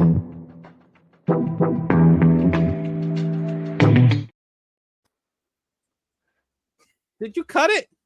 No, I didn't do nothing. My hands are over here. It felt like it went way too fast. Oh, well. There it is. Okay. So, Cliff, would you be kind enough? Because it has been a while since we've done Spec It, Slab It, Sell It. Please explain to the audience what is Spec It, Slab It, Sell It. We'll be presented with 3 books, and Izzy and I each will alternate taking the first turn and deciding which book is Spec It, which is Slab It, which is Sell It. So and this is the Jack Kirby edition. Yeah, so it's a take on the very popular game called Kiss, Marry, Kill. All right, yes. But the difference is, and some people, there's a different, more explicit version of it that we get rid of the word kiss. FMK. I love FMK. All right, so it's pretty much the same concept, but the idea is that with Spec It means that you're going to hold on to the book. Slab It means that you're going to preserve the book, right? And pretty much that's your keeper. and sell it means that it's time for it to go. Right? Now, keep in mind with Jack Kirby, if it was me, I'll keep them all. So, Yeah. but that's not how this game works. Right? You ready? We have 7 rounds. I'm always ready. Okay, so you ready for the first round? Yep. Let's do this. So the first round, it's going to be Golden Age Kirby. So each one of these books predates the Marvel Age, which is Fantastic Four #1. All right, so they're all Kirby originals, but more importantly, they're very important keys to Jack Kirby. Starting with the first one, and it's the Romance of Money. This book is the very first published Jack Kirby book. So there's that one. Then we have Jumbo Comics. Jumbo Comics is also a first for Kirby, but this is the first comic book. So the first one, Romance of Money, is his first published work, where his first comic book is Jumbo Comics #1. And of course, Captain America Comics #1, which is the first appearance of Captain America. Now, keep this in mind. This might seem like a no-brainer, but also you're talking about his first published works. So, Cliff, do the honors of starting it off. And you guys in the chat, you are more than welcome to play with us, because that's kind of the way this game works. I'm selling the Romance of Money. I'm specking Jumbo Comics. I'm slabbing Captain America. Okay, now you have to tell me why. Oh, okay. Now we got to make it interesting. Yeah, you can't just day like that and then move on. It's easy. Well, the Romance of Money, sell it, because like that's nice, but it's not his comic book history, so I'm not that interested. And that money can do other things. And then Jumbo Comics, obviously spec it. It is his first comic book work, so there's more to it. And then Captain America, I mean, it's Captain freaking America. So yeah, I'm freaking slabbing that. That's staying with me. He's punching Hitler too. Which will always live in my heart, right there next to Dolly Parton. It's gonna live right there. So Dolly Parton and Hitler? Dolly Parton and Captain America punching Hitler. And Superman. Hitler. It's a crowd. Superman, Dolly Parton singing while Captain America beats the hell out of Hitler. That is like a special place in my heart. You know, okay. That's all gonna live there together. All right. So this is a good one. I like the way this starts out, because again, the obvious pick will always be the Captain America Comics #1, because that's probably his biggest work as far as value goes, right? So when you think about the value of Captain America Comics, the history. But I'm thinking about the value here, because the other two will also have history. They're both historic. Right, they both I have know, history. But I'm just saying, Captain America historically is of greater historic value to me than the other ones. Now, Jumbo Comics, I'm going to hold on to Jumbo Comics as a spec because I respect where it sits, but the other one, it's like, this is outside of the domain of what I normally care about. Yeah. Well, that's the funny thing to me. I would do the flip, right? I would sell the Jumbo Comics because it's still not the first, where Romance of Money is the first. It is right, but it's not a comic book, right? It is not a comic book, but his first published work, which still counts for something to me. It does count for something, and I'll take the paycheck. Yeah. So for me, I think Jumbo Comics also has a little, like, that's the one I'm selling. But we're in agreement. We're keeping Captain America. No. Yeah, we're keeping Captain America. Oh, okay. That's the one that's slab wording. That's the only one we have to agree on. Yeah, Captain America is going to be slabbed. It's going to stay there. It's going to be nice. Like, I won't actually, it'll probably be in a vault, to be completely honest, with a book that expensive. But you know what? Sometimes you might need the money, bro. You might need the money. So it becomes one of those tough ones. But I think Romance of Money is a good book to hold on to. Like, it'll be a spec book, so I'm not going to slab that. Jumbo Comics, I'm sorry, that's the one that's got to go for me. So that's why I said Jumbo Comics is the one I'll sell. Yeah, all I heard is that we agree on keeping Captain America. That's it. Okay. That makes me happy. All right. You ready for round number 2? Every round. I'm ready. 6 more to go. Let's do it. Okay. We're going to do non-superhero Kirby. Oh, now you got to challenge me. Yes. And the question is, do you know what they are? That's the real question. All right. So the I first don't one have we're to know gonna. what they are. I will follow my heart. All right. So the first one is Young Romance #1. So this is Jack Kirby doing a romance comic. And this was actually his first romance comic. So this is a very important book. It is not a Marvel book. So there was a time he didn't work for Marvel, or he was working alongside Marvel, and things like that. So this is one of those first ones. Now there's Boys Ranch, the Kid Cowboys of Boys Ranch. This is a Simon and Kirby cover, right? And it is also a Harvey comic, so that's part of it, set in the Wild West. So we got our first one is a romance comic, our second one is a Western. Okay? Two genres that were extremely big during this time period in the 50s. There's also some significance behind Boys Ranch, which I'll tell you in a minute. I mean, that Boys Ranch has some personal meaning in my life. The man who hated boys. And then our final one is True Amazing Accounts of Black Magic, which is a horror comic as by Jack Kirby. Here's the catch. Boys Ranch was one of the books that was mentioned during Wortham's seduction of the innocents. I bet with that title. With that title, and then it says the man who hated boys. So with that being said, Cliff, I go this time, right? You go first, yes. This one, like when I was putting this one together, I was like, oh my God, this was a tough one. To a certain extent, there's something about the romance comics from the 50s, the 40s and 50s that are very interesting. But the same could be said about the Western books. But I do believe there's a plethora of Western books that are out there. Obviously, this is Simon and Kirby working together, so there's some history to that.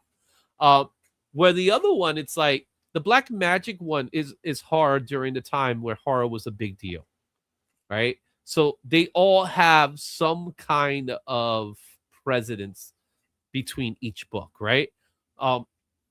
So for me,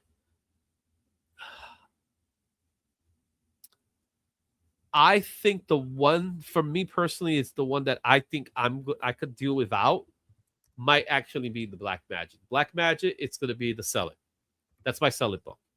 So now the other two books I feel have a little more significance there, but I will say, yeah, I know DVH was going to like slap the horror. I knew that. I believe Boys Ranch is a more important book than Young Romance because of its play towards the seduction of innocent story. So with that being said, I'm going to spec that one. And then I'm going to slab Young Romance because that's the first Kirby romance book. All right. So I'm specking Boys Ranch, I'm slabbing Young Romance, and I'm getting rid of Black Magic, and I'm selling it. So, based on everything we've discussed, the history of Boys Ranch is absolutely a keeper for me. So, I'm slabbing Boys Ranch. Okay. And there is horror is like always in the mix. So, I'm specking Black Magic. Okay. And although most comic historians would just be like, you're crazy.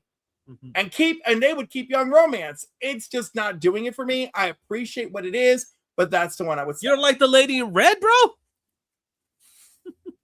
The only dude in the cover is wearing a trench coat. It's not a good look. He's a painter. He's painting the lady in red. All right. Mm-hmm. No, Linda, we can't go on like this.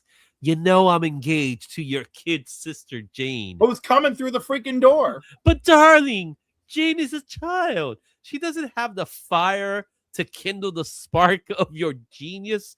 You need me, John. And then there's, oh, John. All true love story. I love it. I love And it's it. so funny because all three of these genres are like don't really do it for me, but like Well, those are the I'm genres I'm slamming Boys Ranch. I'm specking Black Magic. So this is after the war. Yeah. So this is happening after the war, but before superhero comics kind of made a resurgence. In fact, at this time, superhero comics were in a low. So a lot of books were like on the verge of cancellations. In fact, they were getting canceled. There was only a few survivors, and even those books were struggling, like the Supermans and the Batmans and the Shazams. So and there was like, we talk about having a lot of superhero comics now. Back then, it was insane amount of superhero comics that we don't even know about that exist from that. It's really funny. I don't know. It's really funny how that happened. And yet I know so many people from that era who are like, hey, I survived the war and came home to all my comic books being thrown out, right? Yeah. Which unfortunately, that's a generational story, because then I heard the same thing from my uncle when he came back from the Vietnam War. But keep in mind, at this time, they're being thrown out because of paranoia. When we were kids, or like coming back from Vietnam War and things like that, they were being thrown out because they were just a waste of paper. Here is because there was paranoia. Well, yeah, a building paranoia, which is just it's such an upsetting piece of history. Yeah. But if I had a time machine, I'd go back to that night of the first big burning, and be like, I'll take these to the fire and just put them in the time machine and roll. You got his wagon. You got your wagon. I'll take that one. It's like this is my burn wagon. I got Shazam family. Now, with that being said, would you get them graded? When it's in the present, yeah, absolutely. You get them all graded. Like, CGC, look what I got. Are you? I just talked. Wait. Vincent Zorzolo. I would do it. You could even get them pedigreed. Yeah, absolutely. I would get them pedigreed. They were like, "Where'd you get this?" I went to my dead uncle's a dead uncle's estate sale, and I rounded these up. They're part of the dead uncle collection. What's the name of your dead uncle, though? Wait. You don't have. You could make it up. You don't have to give me a real dead uncle. No, his full name was Hollis. Oh yeah, Hollis Vasquez. So yeah, the Hollis Vasquez collection. I'd love it. I'd love it. All right. You ready for round 3? Yes, let's do it. Okay, round 3 it is. So with round 3, you get to go first. We're gonna do Kirby Monsters. Ah, son of a gun. Yeah, I think this one's gonna be a hard one. I think I know what you'll pick, though. I think. Is there tentacles? So these are all Kirby monster books. Okay, so this is not based off of any age, but our first one, Strange Tales 89, the first appearance of Fing Fang Foom. Then we have the Demon Entricate, number 1. All right, part of Fourth World. And then the Return to Marvel Comics with Devil Dinosaur number 1, also featuring Moon Boy, the first human. Yeah. Yep. Okay. So, all right. We know I love the Demon, so I figured that you must figure that's where I'm going. I'm letting you decide. Well, no, I'm telling you, I'm slabbing the Demon. Okay, right? So you gotta. Okay. I'm slabbing I love Etrigan. Okay, like this is Kirby's most unhinged mythological horror fantasy galore. Okay. Mm-hmm. And this is after he attempted his Fourth World thing and it just wasn't working. Mm-hmm. We get the Demon. Love that. Strange Tales 89 is Fing Fam Foom, so I'm gonna spec it. I love me some Fing Fam Foom. I'm gonna spec. But do you think it's time for specking Fing Fam Foom, or because he was always very time to spec Fing Fam? So keep in mind, Fing Fam Foom was rumored to be part of Shang-Chi when it came out. Turned out that never happened. Yeah, we got Dweller in the Dark instead. Yeah. All right. And then Devil Dinosaur. I mean, you're super cute, Devil Dinosaur. Don't get me wrong. But I'm going to sell you. I'm going to sell you right out. Okay. It's very late Kirby. So yeah, the Demon, slab it because I love it. Strange Tales, Spec it, because I also dig Fing Fan Foom. All right, cool. So I'm changing it up for myself. I'm going to sell Fing Fang Foom. Strange Tale is 89. Why? Because I'm gonna get more bang for my buck. This is the most expensive book of this trio of books. Oh yeah. In fact, so why not use the money? You know what I'm saying? So I'm going to sell that to, DVH so he could have a copy. So he could slap his copy. But I'm going to spec on Devil Dinosaur because, again, I think we could see him in live action for some reason. I don't know why. I think the day will come, and it'll be a nice opportunity for me to sell it when the time comes, right? So I'm going to spec on that because right now the book's probably not even a $20 book, in my opinion. Yeah, and I'm with you on the Demon. I love Demon Etrick, and he's one of my favorite Kirby creations. So the Demon's definitely getting slabbed in my part. So Demon's being slabbed. Strange Tales is going to be sold because I could use the money. Devil Dinosaur, I'm going to spec on it because if I try to sell it now, I'm not going to get a lot of money for it. What do you think? You like my choices? Yeah, your choices are fine. Listen, once again, the only part that matters to me, we are slabbing the Demon and keeping it. That's because we love our Demon. We love Demon Etrigan. We love Etrigan. We love Etrigan. We stand Etrigan. Etrigan's cool. Yeah, there's no specking on the Demon. I just love the Demon. I do have a copy, so I'm happy already. So I got, and I know if Mark was here, you say his name and he appears. You guys know that reference from wrestling. You say Mark's name. I know Mark loves Demon Etrigan as well, and I believe he has a copy. So, cool. All right, it is my turn, right? Yes, Mark is an oftentimes DC shell. Yeah. All right, we're going for round 4. Kirby at his most human. So what this means is these are books that have some significant meaning to the person Jack Kirby. So these are his most intimate stories. All right. So I'm gonna just let you in. They're Fantastic Four books. So I guess that's not surprising. Yeah, they're Fantastic Four books, but they're the ones that are more endearing to him. Okay. So when you see him, you'll obviously know. This man, this monster. Well, the first one is Fantastic Four 25, which is the Hulk versus the Thing. The importance about this story to Jack Kirby specifically is because, as we know, as many of us know in the comic landscape, and if you don't know, now I'll tell you, Jack Kirby is very much utilizes the Thing as his avatar. So the Thing is based off of Jack Kirby and who Jack Kirby is. So in this specific story, it is very obvious that the Thing cannot compete with the Hulk. But that doesn't mean he's not going to die trying. So this particular story, what's very interesting, and of course they labeled it as the Battle of the Century because they wanted to make you think that, the Thing and the Hulk match size for size. But the reality of it is the Hulk's the Hulk. And the Thing, he tries, and that's very much the Kirby way. Kirby was he's a no give up kind of attitude when it comes to him. But they defeat the Hulk by the power of family. Well, they go towards that route.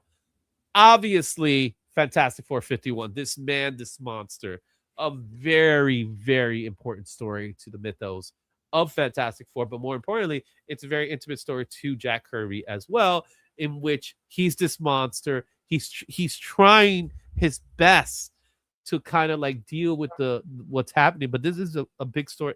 This is a story on depression. This is a story about trying to fit in. This is a story about being different.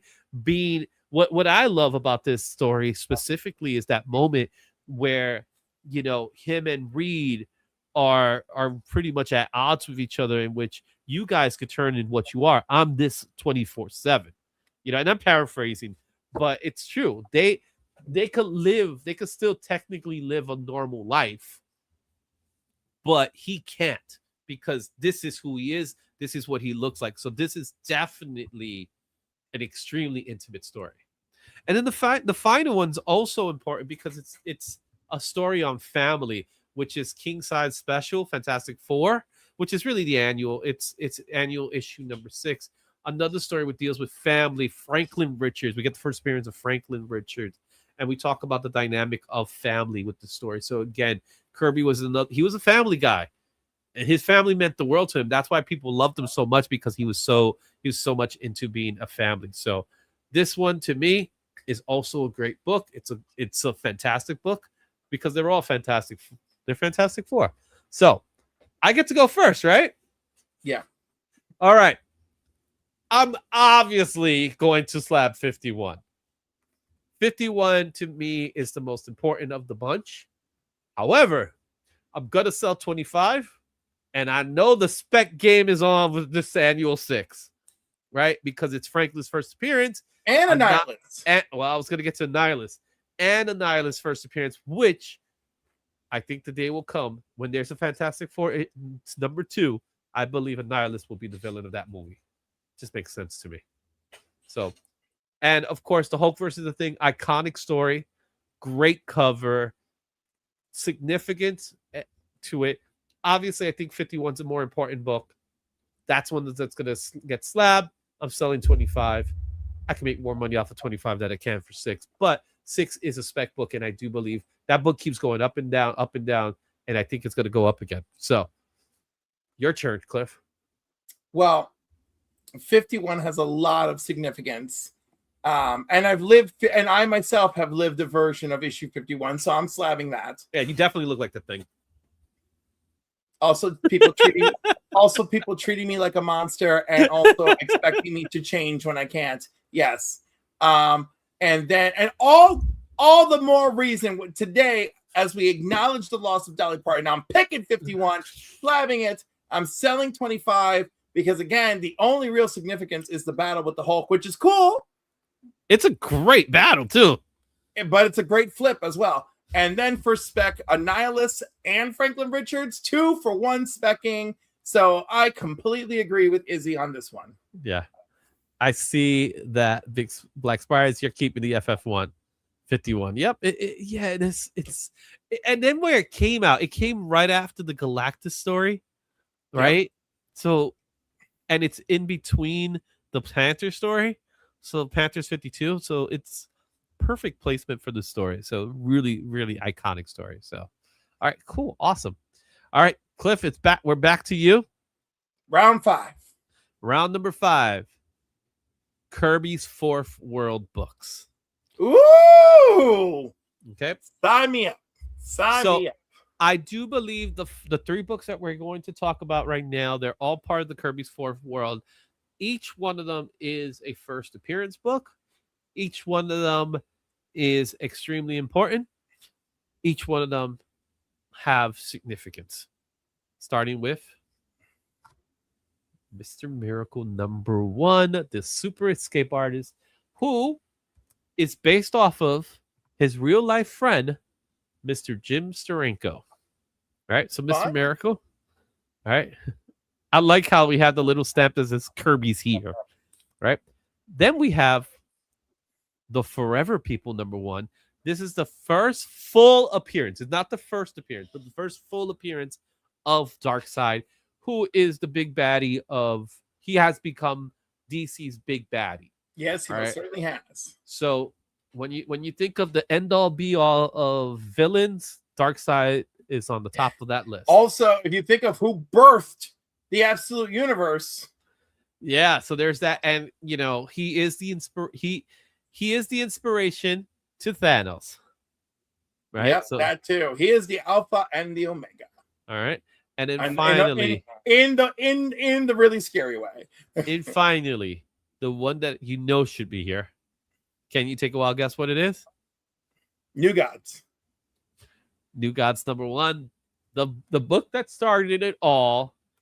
This is the first appearance of the New Gods. This is the first appearance of Apocalypse. This is the first appearance of Orion, Highfather.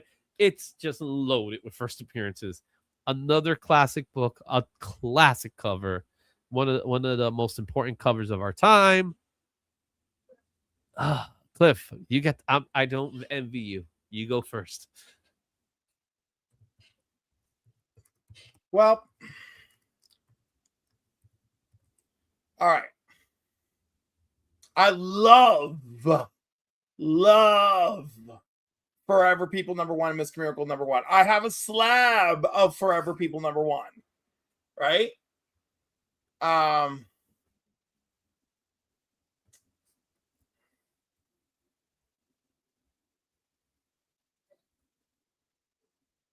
I don't care what people say. I'm sticking with slabbing Forever People #1. Okay.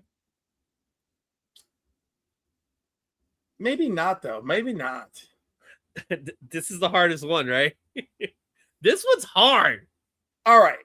I love all three of these books, bro. I'm gonna spec New Gods #1. I'm gonna slab Mr. Miracle, and the most financial bang for the buck is Forever People #1. I'm gonna sell that one.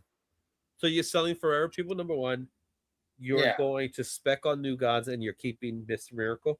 Yes, but also in reality, I have a slab of Forever People, so I have a different level of confidence.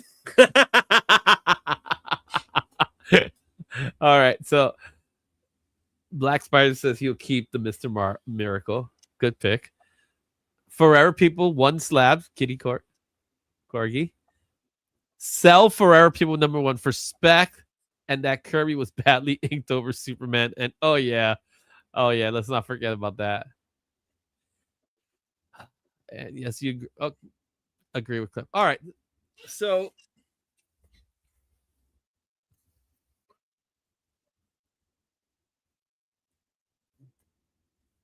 this would when I put this one together, this was to me, I think, was the hardest one of the bunch. I bet. Because I'm with you. I love all 3 of these books. All of them. I love them all. Right? With that being said, I love New Gods so much. But I really, really love Mr. Miracle too. Right? And I feel it probably would have been different if Darkseid was in the cover of Forever People. I probably would have felt a little different. However, I believe the Mr. Miracle cover by itself, it's just, there's the colors that are being used in this cover. It's like it holds up today. Like, if you tell me this is a brand new book for this, like, that comes out this week, I'll believe you. That's how good this cover is. So with that being said, it's also very presentable. So for me, that's the book I'm slabbing. I'm going to slab that one. Okay. We're 1 for 1 already. I'm slabbing Mr. Miracle. Now, the battle between New Gods and Forever People are very interesting because we have seen Darkseid in live action in some capacity, right? However, we haven't yet seen Orion yet. And as well as what's to come with the New Gods. I do believe with James Gunn mentioning that this era is supposed to be called Gods and Monsters, is he referring to gods in the sense of old gods? Or is he referring it to in the sense of new gods leading up to something with the new gods? Or is he referring it as to gods as people like Superman and a Green Lantern? Well, that's what I'm saying. It's like when he used the term gods, something's saying to me, we're not there yet. Yeah. Right? So, and it doesn't look like we're gonna get there. I think they've been dropping hints, like Mother Box hints and things like that. But you're talking about the first appearance of the New Gods, which includes Orion, or you're talking about the first appearance of Darkseid, which is, let's be honest, he's the biggest baddie they're gonna have, and day's gonna come. They're gonna do Darkseid. They're gonna get there. So both of them are extremely spec worthy, right?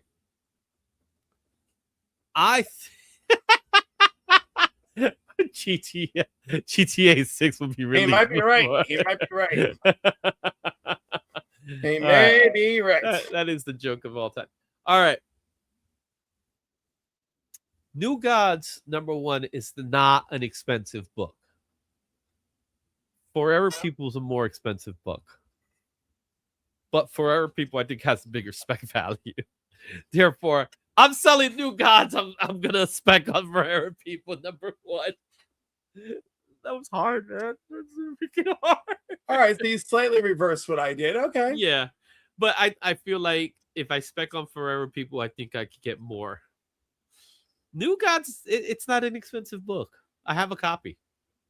You know what I mean. It's an under $100 book. Well, Raw, of course. Yeah, I love it. Agrees with you and me. It is a tough one. See? Okay, You see? it is a tough one. It is a tough one. All right, you ready for round 6? Come on. Round 6. You go first. We're doing famous FF first. Right? So this is Kirby FF famous first. So all of these are first appearance of characters, however, from the Fantastic Four universe. And no, I'm gonna give you a heads up. Adam Warlock is not in this list. So as much as I would have loved to do that, but I felt like it would have been wrong. So Fantastic Four number 5, Doctor Doom's first appearance. The Coming of Galactus, Fantastic Four 48, always a big popular book. Fantastic Four 52, the first appearance of the Black Panther. These 3 books, I would say, outside of FF1, are the most important first appearance in the Fantastic Four series. I'm supposed to go first this time? Yes, you are. Oh, son of a gun. Yeah. All right. So,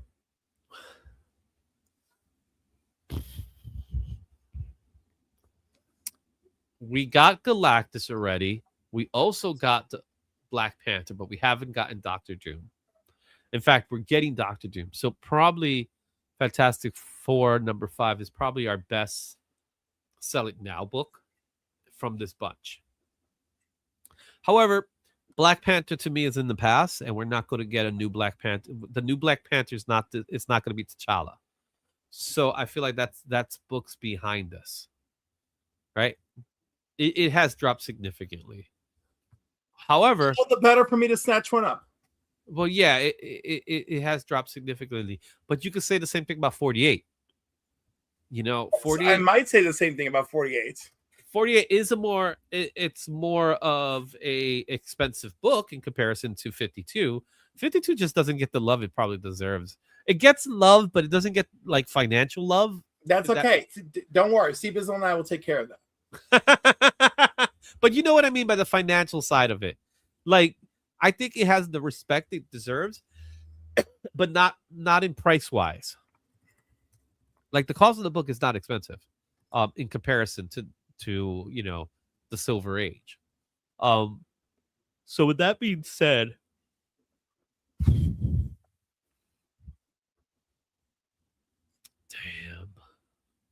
I could get a lot of money for that Fantastic Four number 5 right now. Yep. You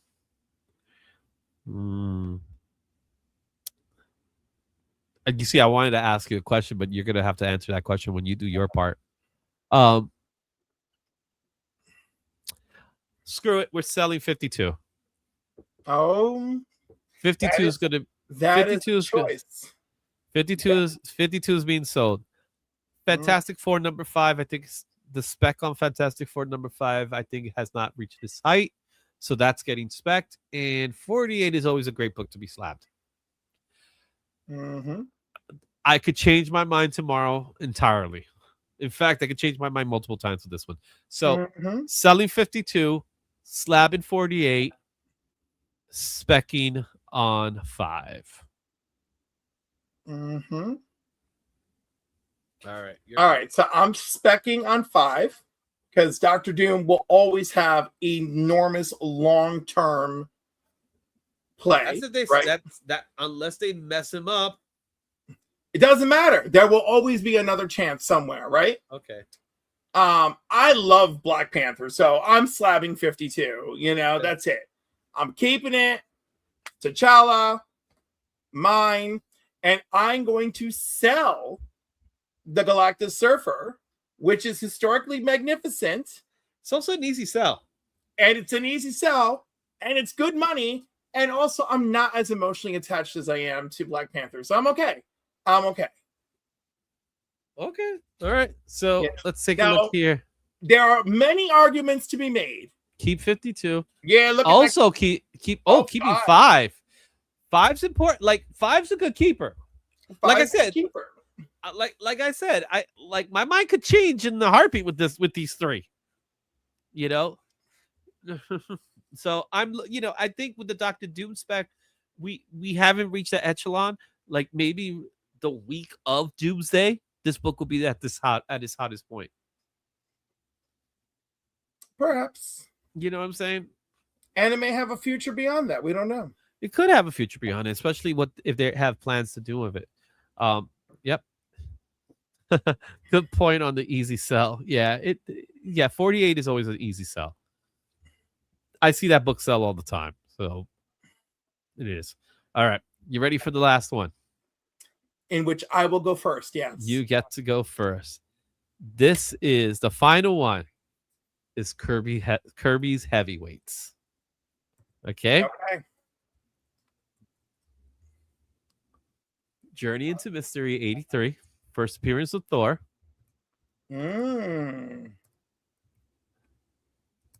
X-Men number 1. Oh my God. Oh my God. And the Incredible Hulk number 1. I think I just grew a uterus and blew out a fallopian tube. Oh my God. Just imagine if you had all 3. Oh, I would give birth. I would give birth. It would be an immaculate conception. It would be terrifying. Wow. They're called the heavyweights for a reason. They are heavyweights, but we all know how I feel. We know if y'all have missed out on how I feel about X-Men number 1, let me assure you, 7 first appearances. 7 first appearances of my Dude, Bobby De La Ghetto's in the house. What's up? All right. I am slabbing X-Men number 1. Oh, look at that. Black Spire is keeping Journey. I'm a little shocked by that one. I'm keeping and slabbing X-Men number 1. That's your slabber? Right? I don't care how messed up that makes me. I'm keeping and slabbing it. Then I'm gonna now this is where it gets painful. This is gonna get real painful. I'm gonna spec Incredible Hulk number 1. Really? It's just that I like how you took a deep breath there. Kirby is co-creator, he is writer, he is plotter, and he is artist on this issue. And it incrementally nudges it up on my board. You know what I mean? Okay. Which leaves me with the painful decision of selling Journey into Mystery. I'm sorry, Thor. I'm sorry. It's the this is not how I want this to go down. But right. I mean, like, I'll get good money for you, and it'll be nice having met you. I mean, I don't know. This is rough. This is rough. You know, I mean, I feel like it's a strategic tragedy, is what it feels like. You know? Yeah, I purposely didn't put Fantastic Four on this list just because it's the first. I listen. I love the cover to Journey into Mystery and everything. But yeah, ultimately, you're making me choose. You're giving me a Sophie's choice here, and I will sacrifice Kirby Store to preserve X-Men number 1 and take a shot on the Hulk. Okay, you know, because So I'm with you. I'm even wearing my X-Men shirt. There's no. Well, yeah, exactly. Well, I'm with you on the X-Men, but I'm also well aware of the spec value that the X-Men has right now in comparison to Journey into Mystery and Incredible Hulk. From the 3 here, that has the highest spec value right now. Spec value. I'm not saying it's the highest value, In fact, I think Incredible Hulk's the most expensive of this bunch. With that being said, I do think I'm thinking I'm gonna take off my personal feelings in this matter. So for this one, I'm not going to think as a collector. I'm gonna think as a seller. I'm gonna think. Well, that's what I did. That's what I had to do when I went on Dark Side. Yeah, so I have to put my I'm a seller, and I'm selling product. These are not my personal collection. So that's how I have to think of it. Because if it was my personal collection, the X-Men staying. We have to make a permanent rule on this because it takes away some of the fun. It does. It takes away some of the fun when you're like, well, I got to do this not as a collector. I think it's more. Well, I have to. Well, it's more interesting that you have to do it as a collector. Well, if I was in a desperation state, they're all going. You know what I mean? But all right. I want both, and I want both Izzy answers. I want the collector Izzy answer, and I want the collector business answer. Okay. The collector in me being that I have to get rid of them, right? The collector in me says keeps X-Men. Okay, there we go. Right? The collector in me says keep X-Men because of the place X-Men has in my heart. X-Men, X-Men is to me one of the most important teams in comic books. In fact, to me, they are the end all be all when it comes to teams. Everybody talks about Avengers because Avengers are like what they are. Before the Avengers movie ever came out, no one gave a damn about the Avengers. It was about X-Men, right? So X-Men was the biggest deal back then. But if I'm a seller, that's the book I have to spec. Because there's a movie coming out next year. Right? Sure. The Incredible Hulk to me is the most valuable key in this bunch. So again, if I'm thinking as a seller, that Incredible Hulk's the one that's going to sell. But it also has significance as in Incredible Hulk has a place in many people's hearts more so than Thor. Thor is the one guy that not everybody has that affection towards in comparison to the other two. Right? So I'm thinking as a seller. X-Men's going to be Spec. Journey into Mystery is going to be slabbed. Incredible Hulk's going to be sold. If I'm thinking as a collector, X-Men is going to stay in my collection. Incredible Hulk is also going to be sold. And Journey into Mystery will be spec'd on. There'll probably be a bad spec play though, but that's the one I will do. I think specking on Journey to Mystery it's past its prime, in my opinion. Well, again, like it has another chance. I think the Incredible Hulk is the one that. That has a much sooner chance. I believe that. Yeah, but Incredible Hulk is just one of those characters that people love. Incredible Hulk. I don't know a lot of people that love Thor. I know a decent amount of people who love Thor. But they like Thor. Yeah. Well, no, I mean? I know some Thor lovers. I do. Okay. Mm-hmm.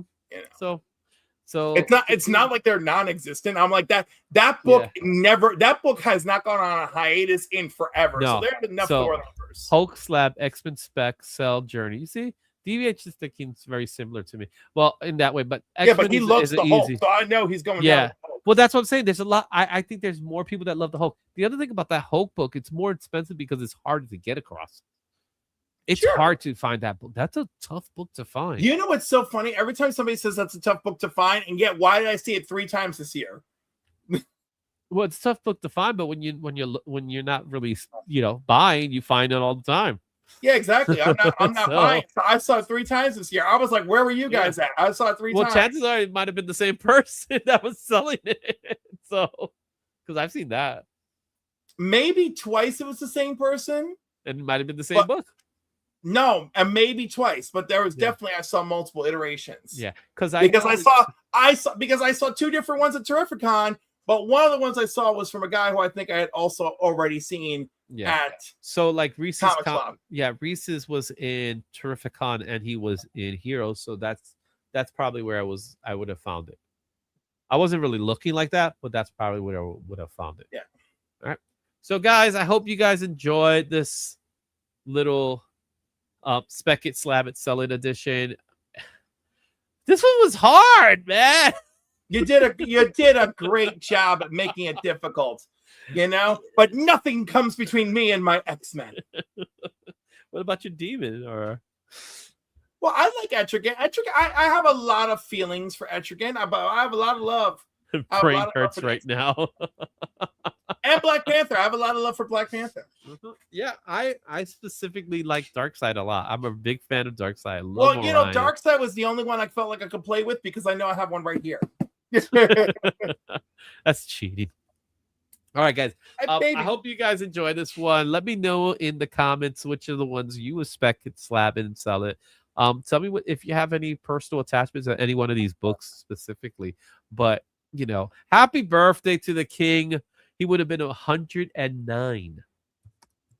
Wow.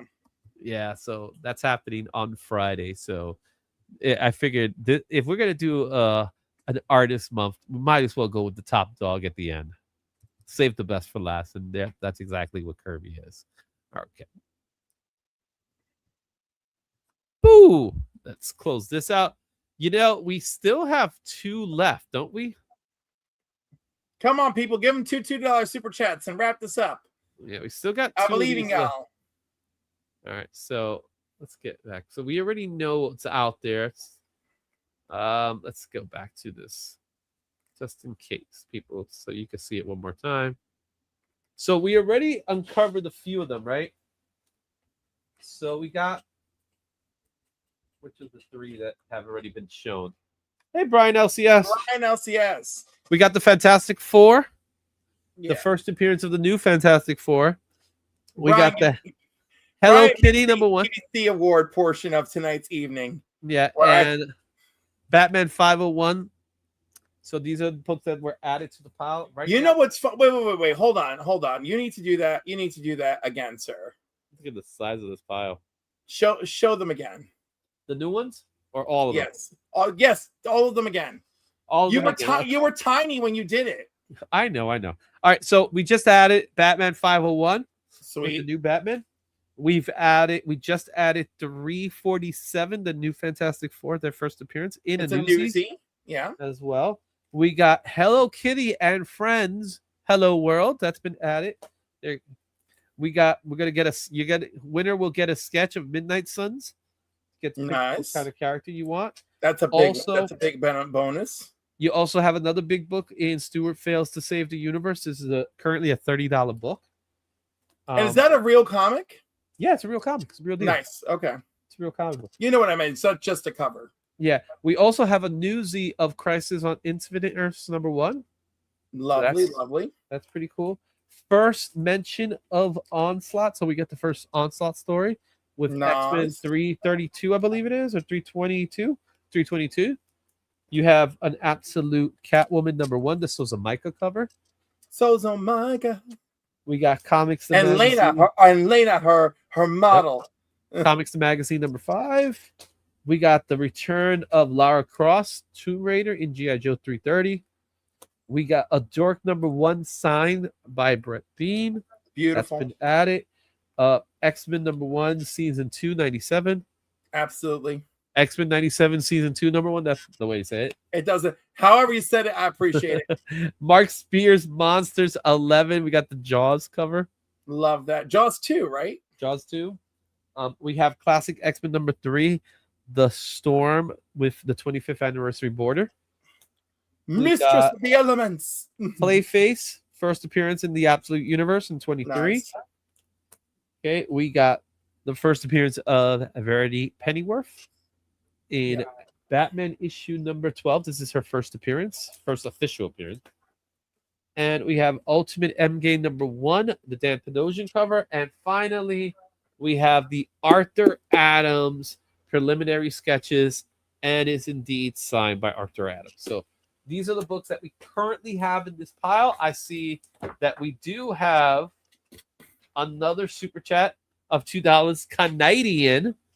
And what was the leftover? The leftover was the 4, wasn't it? No, it was this one. No, it's the green. It's the Black Panther. It's the Black Panther in green. So why not add a facsimile of that same book There we go. that we talked about? So we got the facsimile of Fantastic Four 52.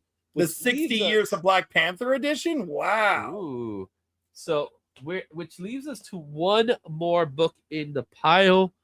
So that's the centerpiece. So the centerpiece is the last and final book. And as I mentioned earlier, it is, in fact, oh look, we said his books. name and he showed up 50 minutes later. Yeah, exactly. So there's one more that I can't show you at the moment because it's right here. This is fun to me. That's all I'm going to say. It's fun. It's fun to me. That's what he says, everybody. It's fun to me. I think that's how I look at it. But it is important. It is, and I will say it's currently hot. And there goes Rattlesnake. Throw it in the 250 joules. But I also $2. And there goes Cliff. We want to finish it off. So, of course, let's finish it off. Remember I said it's fun, right? So you got the Ashcan of Midnight Universe. Well, that's nice. But wait, there's more. That's what I like to hear. And the preview. Ooh, just in case this becomes a psychotic fetish issue? Yeah. So here's the funny thing. People are getting this, going crazy. And I'm gonna show you how they're going crazy in a minute. They're going crazy over this.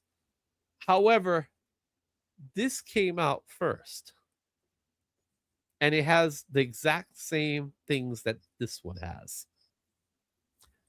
But it's not an Ashcan. It's not an Ash. It's standard size, but it's in there. In fact, I have a copy of my own. Let's see here.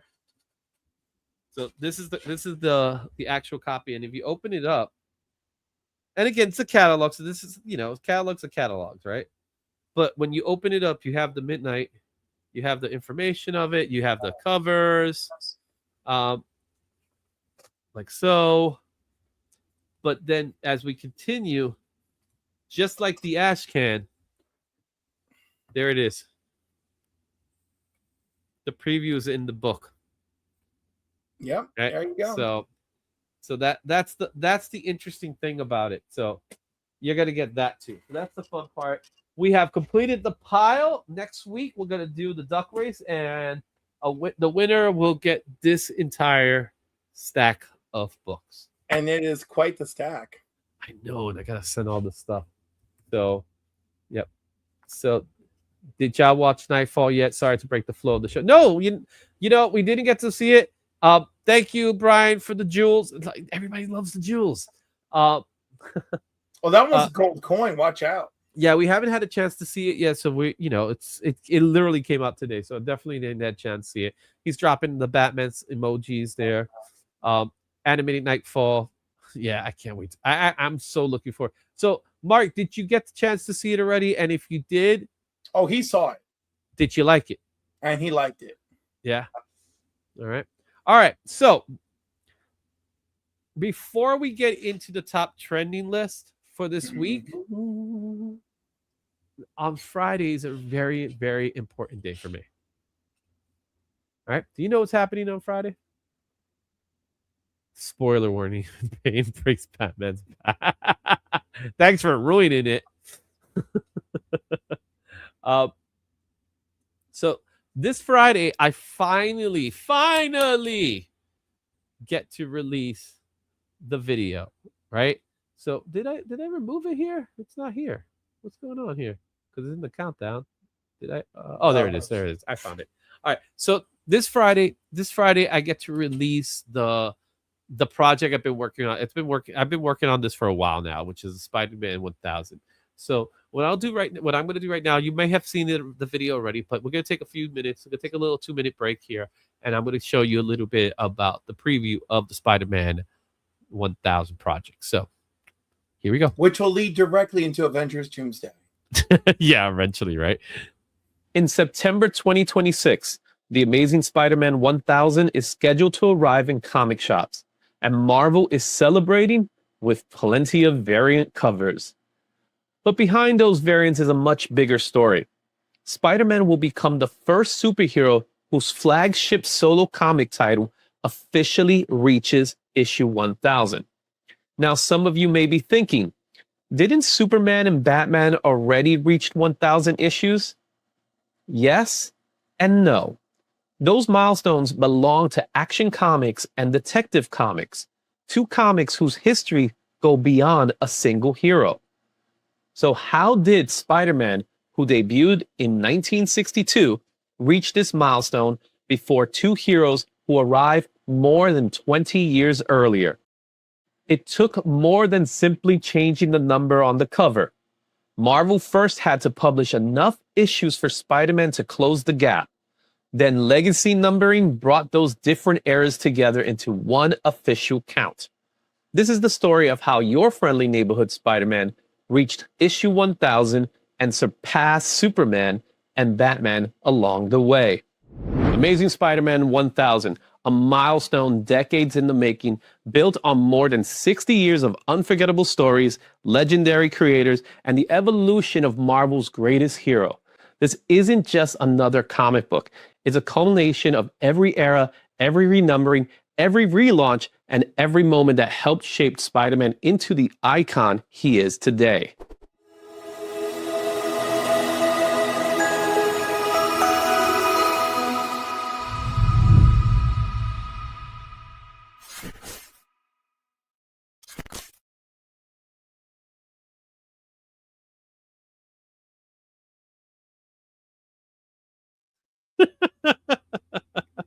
How many covers does Spider-Man 1000?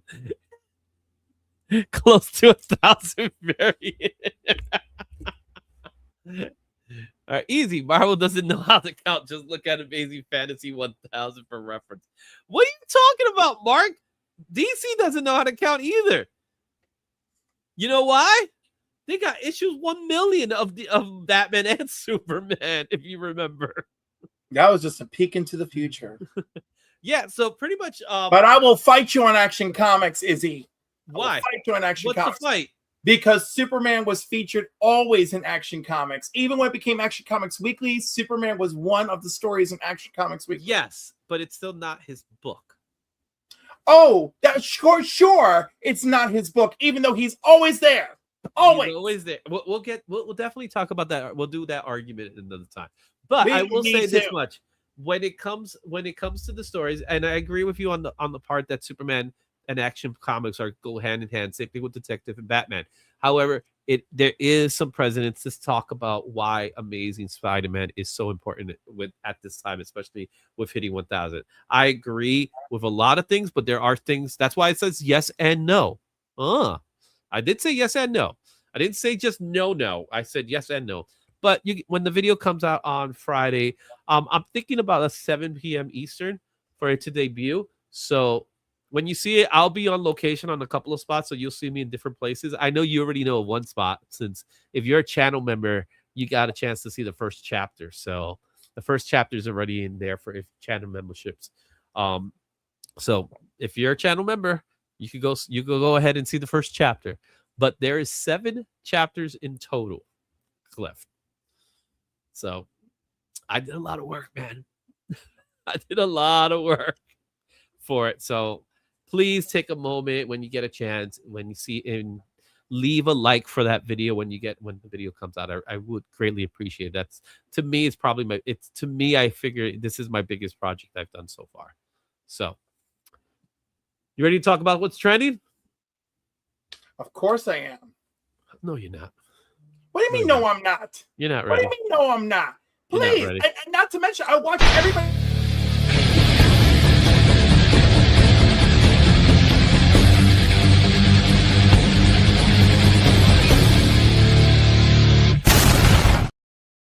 I get you every time.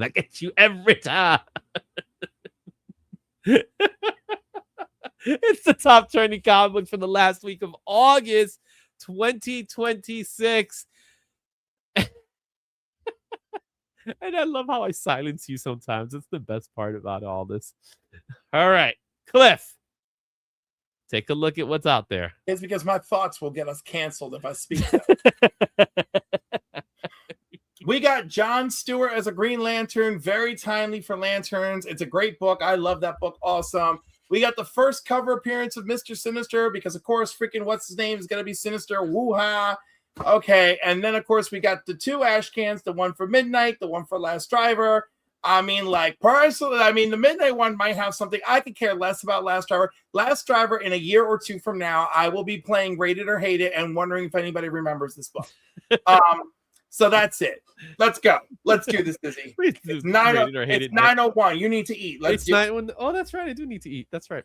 All right, let's go ahead and do this thing. We always start things off with the honorable mentions. So for those of you that don't know what we do here, we take all the lists from Key Collector, from CBSI as cover price. I put them together, and then I also compare them with the prices, and we come up with this new top 10. So these are the books that were honorable mentions. They did not quite make the top 10. They were very close, but didn't make it. Starting with Last Driver. This is the 1 in 50 Ryan Otley cover, which it's a New Mutants homage. Also, we got Uncanny X-Men 213. Very important issue when it comes to the fight between Sabretooth and Wolverine. And then Thor issue. Well, actually, it's Mortal Thor, but in this particular cover, it's actually just Thor 800. Thor is celebrating his 800th issue. This is Legacy 800. And we're now back to Legacy numbers because the latest Thor is 801.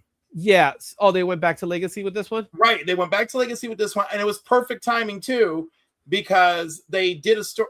I'm not going to get into it. The point is, like, I've been mad about the book, and then the book leading into 800 and 800 brought me back in.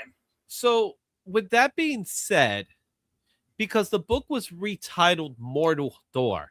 Doesn't matter. But let me just ask the question.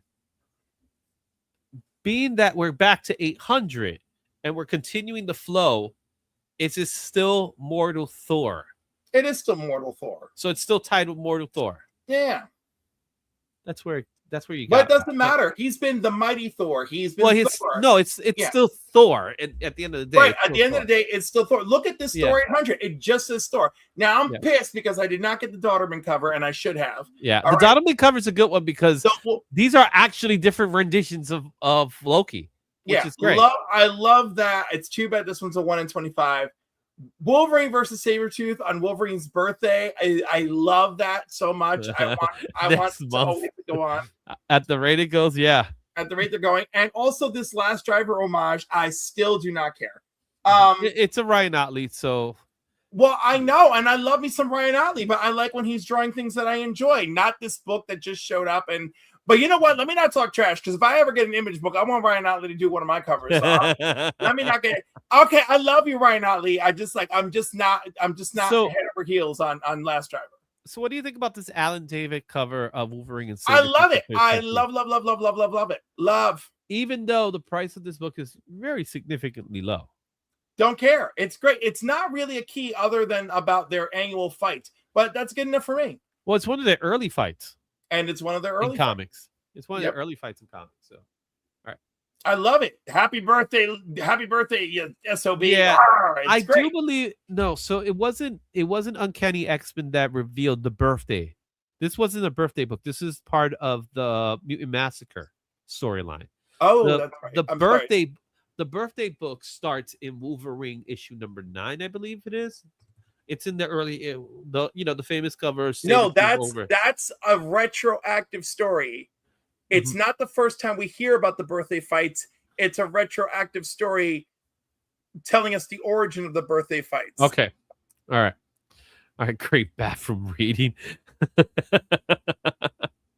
All right. Let's go out of the the honorable mentions and homages for that matter.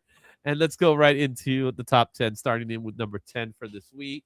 And that book goes to Absolute Batman issue 11 from DC Comics. We have $90 as last recorded sales value, near mint, $91 is fair market, 271 is 9.8. As far as trend, number 5 for cover price. We have a 7-day, 30-day sales of 18 sales within the last 7, 49 within the last 30. Hype level for this specific book is medium, especially in comparison to the other Absolute books.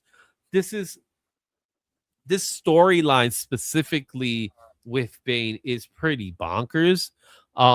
However, this is not one of the major keys in this run, if I'm not mistaken. The major keys will well, be is like this 12, where is this where we 13. finally is this no, this is not Bane's big reveal, right?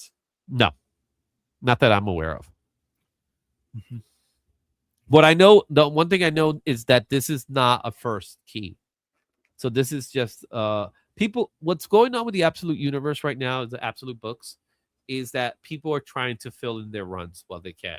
And that's why these books are starting to get momentum the way they've been getting. So, and there are some that are extremely hard to pick up because of the fact that there's a significant key difference. Like the other one, I believe it's 12, is the first appearance of Joker, even though we get to learn a little bit more about who he is. So that's the one that's considered to be his first appearance. Obviously, with 13, it's Absolute Catwoman and Harley Quinn. So those are a little more sought after. But what's the deal with this one, and this is very similar to, like I said, about some of the other ones, like issue 3, for example, is that they're filler books. They're books that people need to fill for their runs because people are trying to complete a set. And it's been very challenging for people to do it because they're asking for a lot of money these days to make that happen. Interesting. Yeah. And by the way, no, I'm not even going to get into it. It's just interesting. Yeah. I mean, this is part 3 of Bane showing up, right? Yeah. So this is the penultimate issue before the final battle. Yeah. I guess because people like that Batman's insinuatedly hanging on this cover. Yeah. Any chance the Absolute 1 through 15 runs hit the value of an X-Men 1 in a 3.0? I mean, I don't know. You keep trying. You're going to get close. Which are you referring to? X-Men 1, the 1963? The original, right? The old school. Yeah, 1963. A 3.0 X-Men number 1 is still pretty expensive. I know, but with these Batmans selling at $200, $300, $400 each, you never know. Well, yeah. I sit in a chair that exact same way after I smashed my third plate in the Golden Corral. That's it. I'm slamming all my maps covers A. It's time for me to turn heel and become a dirty flipper. I'm not going to be mad about it, nerdy. Yeah, it's these Absolute Batmans. They're, I don't think they're going to reach the level as an Invincible, in my opinion, because that's the run. If you want to complete a run, that's a run. And that's a challenge. Yeah, exactly. Absolute Batman is we're still there, and I don't know. Like again, it's time will tell. My opinion, time will tell. It's still, I think Absolute Batman still has 2 years in it. I don't know after the 2 years what's gonna happen. You know what I'm saying? Like, how long would that animated series run for if it runs for anything? Yeah. You know what I mean? Okay. Number 9 goes to Green Lantern issue number 50. It all ends here. It came out in 1994 from DC Comics. $15 near mint's last recorded sale. Most common is $14 near mint, 110 and 9.8. Trending list number 4 for Key, collect number 7 for CBSI. We have 30 sales within the last 7, 44 within the last 30. Hype level for this book is at a medium. Very important key. Also at the height of the 90s boom. So there is a lot of copies out there of this book. That's why the book is so inexpensive. $15 is a very cheap book. And I've seen this book for a lot cheaper. But dare I say, this is one of the Green Lantern stories that really got me hooked to Green Lantern.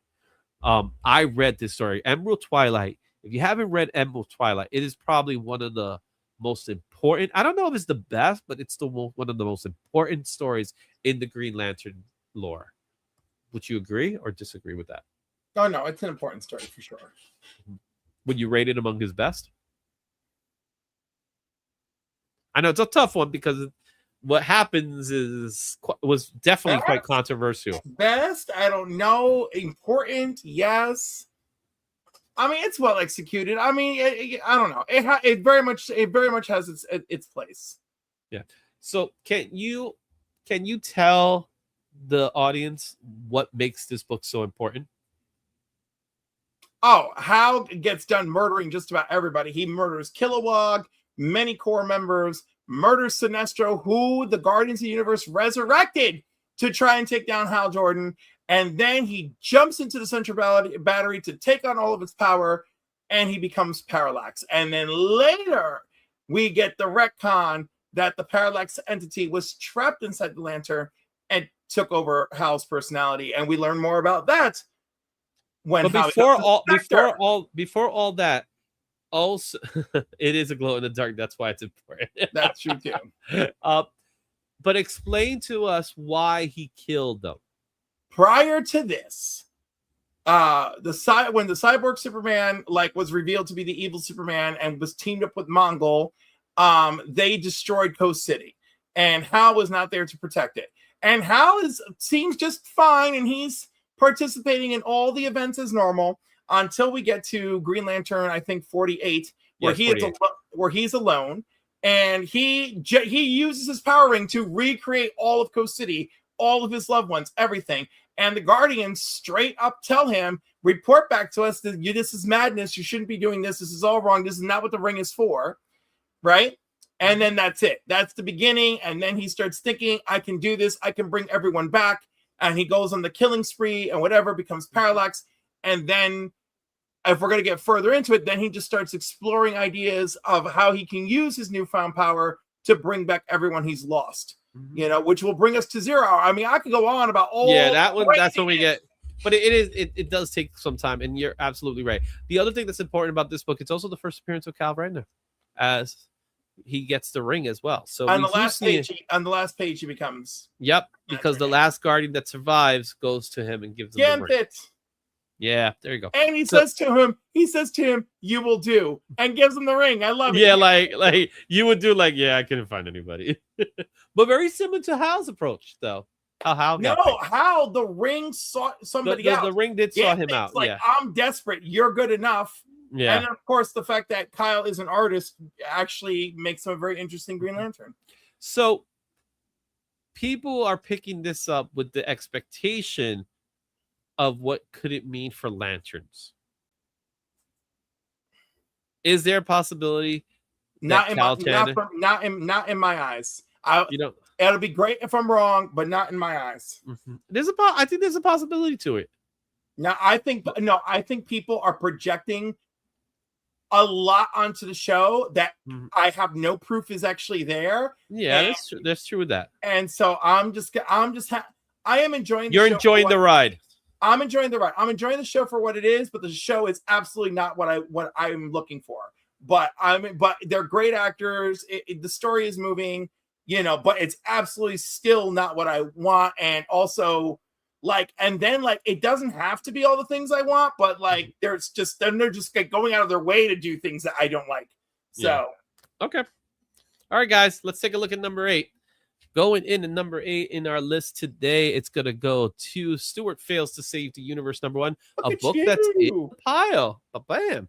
This is the Jim Lee San Diego Comic-Con HBO Max promo variant. Now, keep in mind this much. The book I did not go to San Diego to get.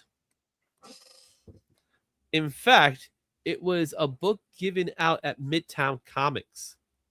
But apparently, they had exclusive rights to this book to give it away. So it is the same book. However, most people didn't know that it was also available at Midtown Comics. I don't even know if there's still books there, to be completely honest with you.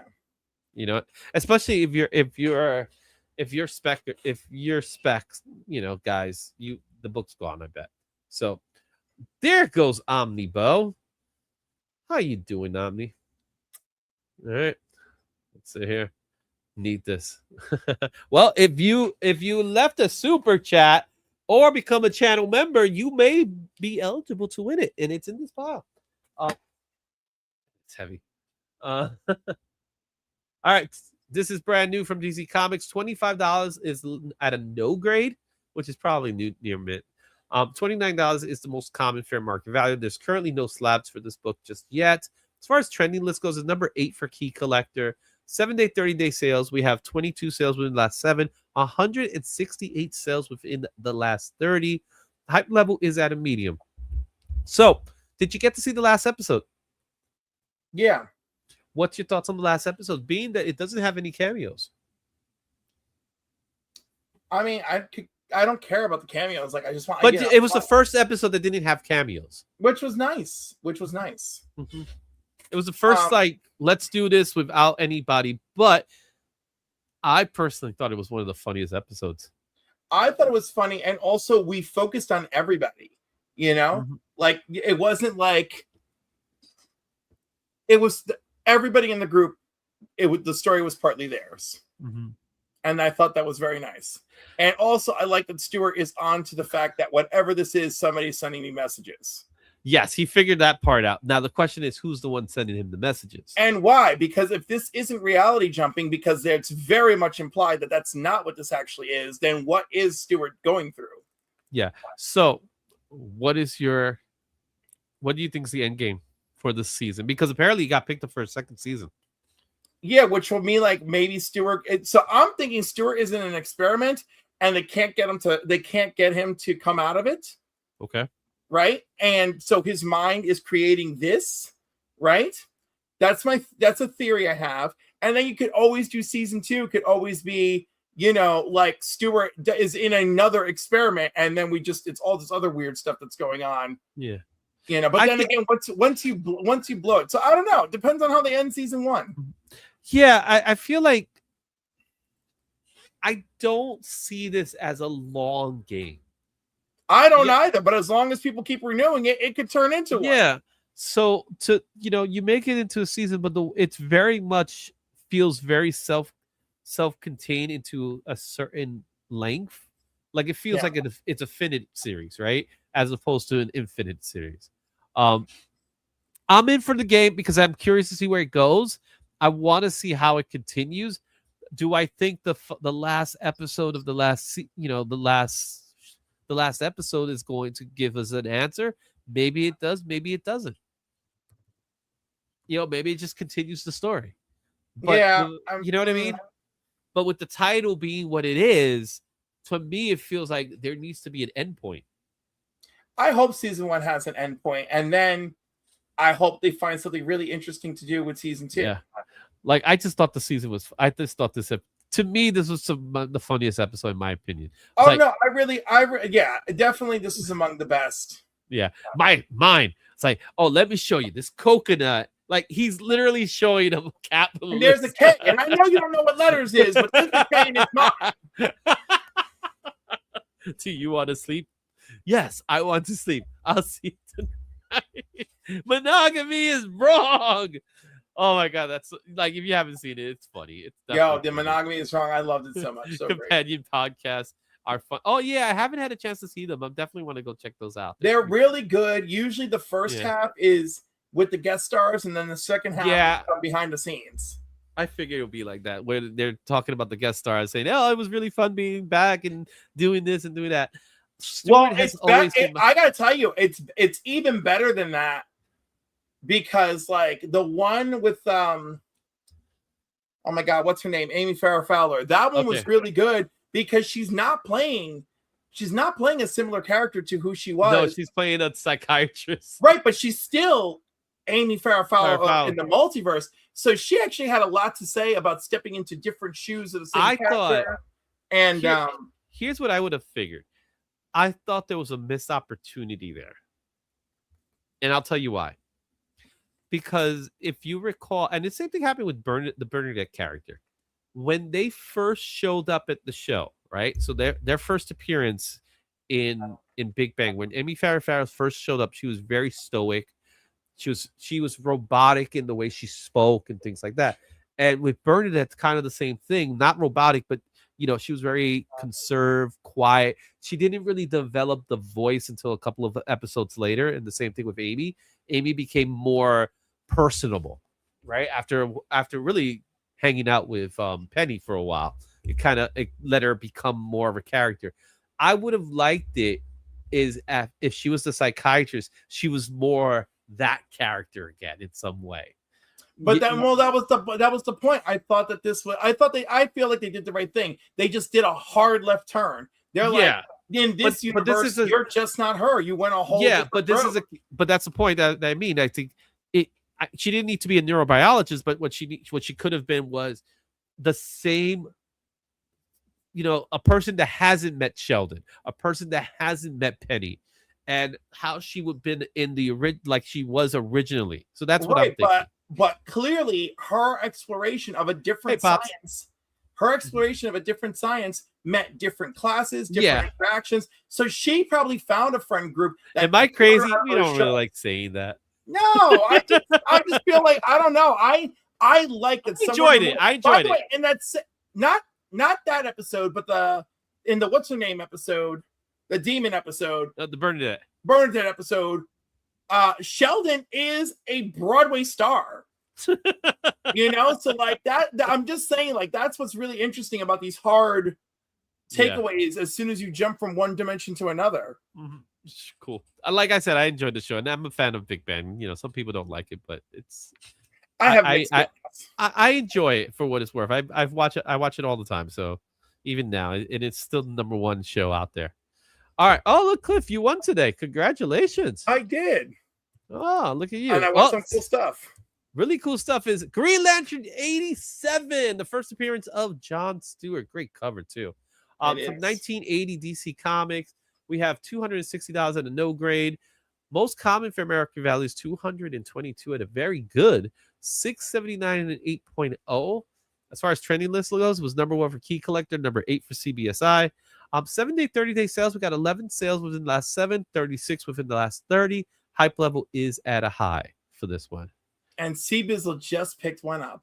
Oh, and Mark also has a copy. Is this going to be part of the Legion, loot? Because that would be great. Like the big bad Legion loot. Like imagine next month, where it's like, this is what y'all been paying for.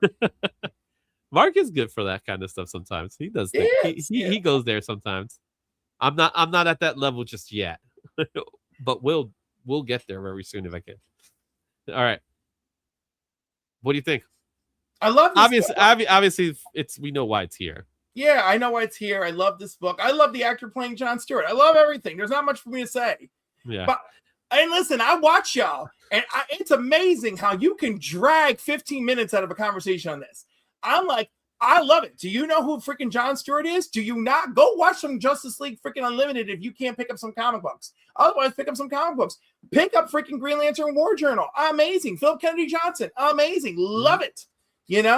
Anyhow.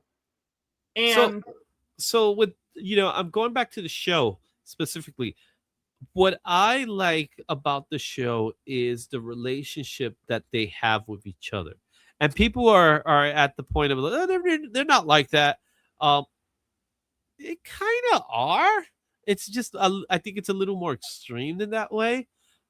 Where, John is the militant type, always saying sir and being respectful. Unless it's that guy's wife, where he has a little thing for her, which, there's he's straight up said, if I knew you were married, I wouldn't have done anything. Well, yeah, but there's this rumor that she's a Star Sapphire. That's what they're trying to say. And forget that. She's the Manhunter. You think she's the Manhunter? Why not? Let me go find the biggest, baddest, toughest white guy who can build a freaking maximum security freaking bunker town. And then she's human. She's in human form, and she can die like a human. Does that mean she can give birth like a human? Probably. So she's prime suspect number 1. Suspect number 2 is the sheriff, because she's very interested. Oh no, it's not the sheriff. I doubt the sheriff is not. I doubt it too, but she's very interested in justice. She's very interested in justice, and that screams Manhunter. So they already confirmed that she's not one of them, because she's a Kane from Gotham. She is a Kane from Gotham, which I love. Come on, girl, bring on that lesbian Batwoman action. But she could also be lying. I don't think she's lying. Well, I don't think she's lying either. But she's still She could be lying, and she makes her suspect number 2. I think she's holding on. She's holding on some secrets that she may know. Of course she is. The town is empty. The hospital was ludicrous. The hospital was so hasn't even been touched, man. Yo, I'm just saying, like, nothing's been touched. The freaking thing is empty. There's almost no one working there, you know? That will definitely take the season. That will definitely take the season. Well, we got some scissoring last month on the cover of one of them comics, so you know anything's possible. I'm just saying, like she's got a story. What's his name is not adding up to be anything important to me. The ranch dude, and I love him. I love him from everything. Yeah, I think he's a red herring too. I think he's a red herring. But fall in love with the Manhunter and want to do whatever you can to protect her. Yeah.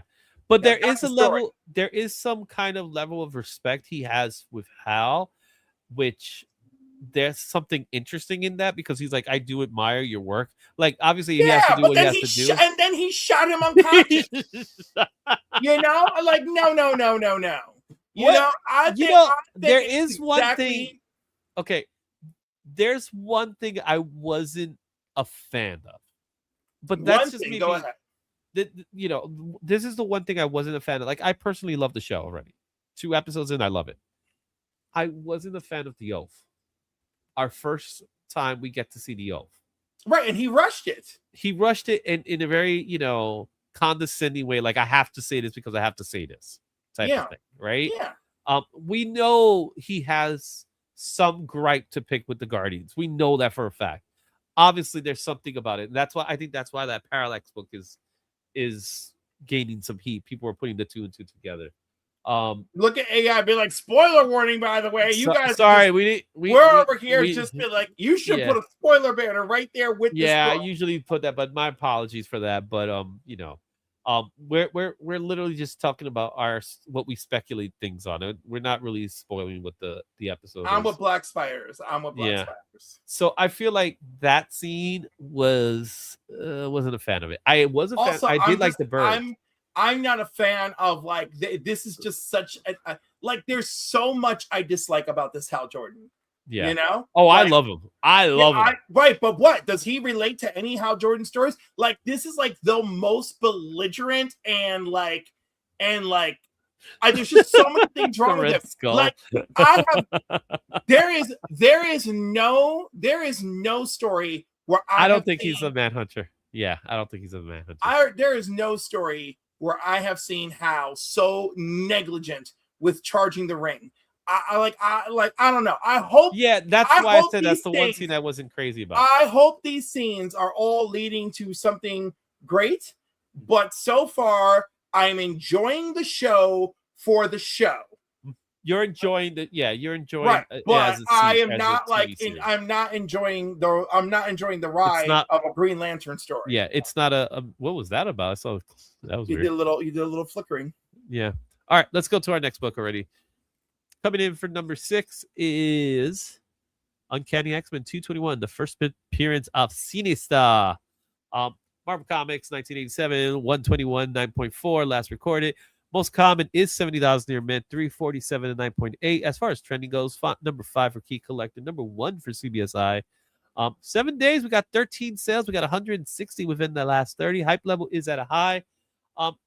This is all trickling from last week's announcement with Adam Driver. That was only last week?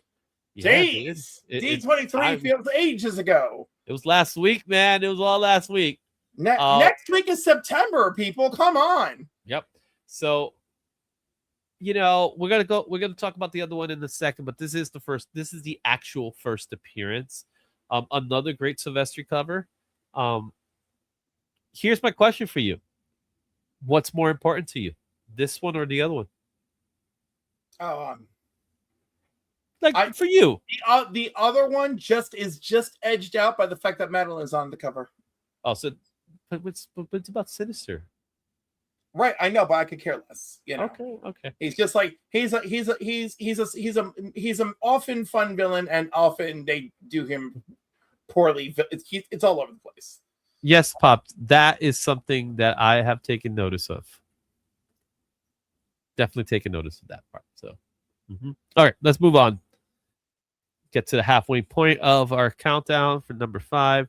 It goes to Last Driver, the Ashcan. This is the retail preview variant.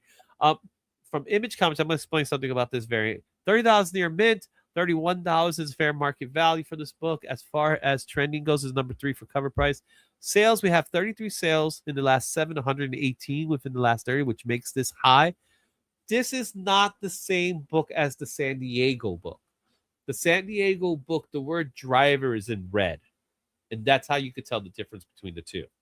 So, with that being said, this is the book that was the retailer book that the retailers all got 1 or 2 copies of. This is another one of those books that has been from last week as well that came back. But did you ever get a chance to actually look through the book?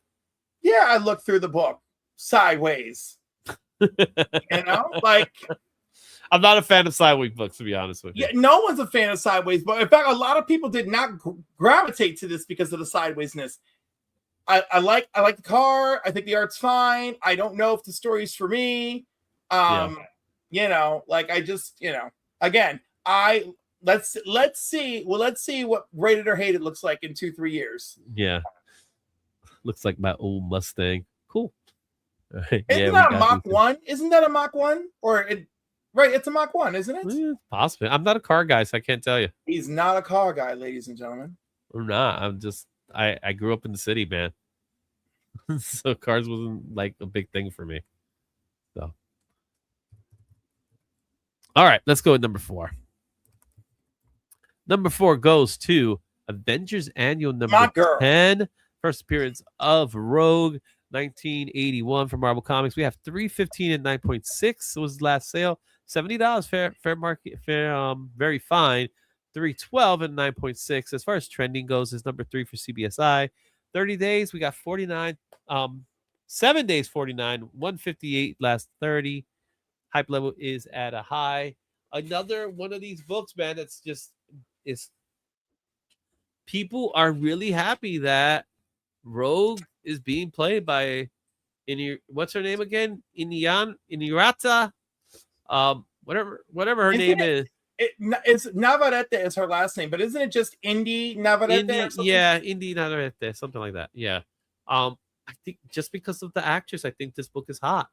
It's because of the actress. Okay. Like she's great. I love her.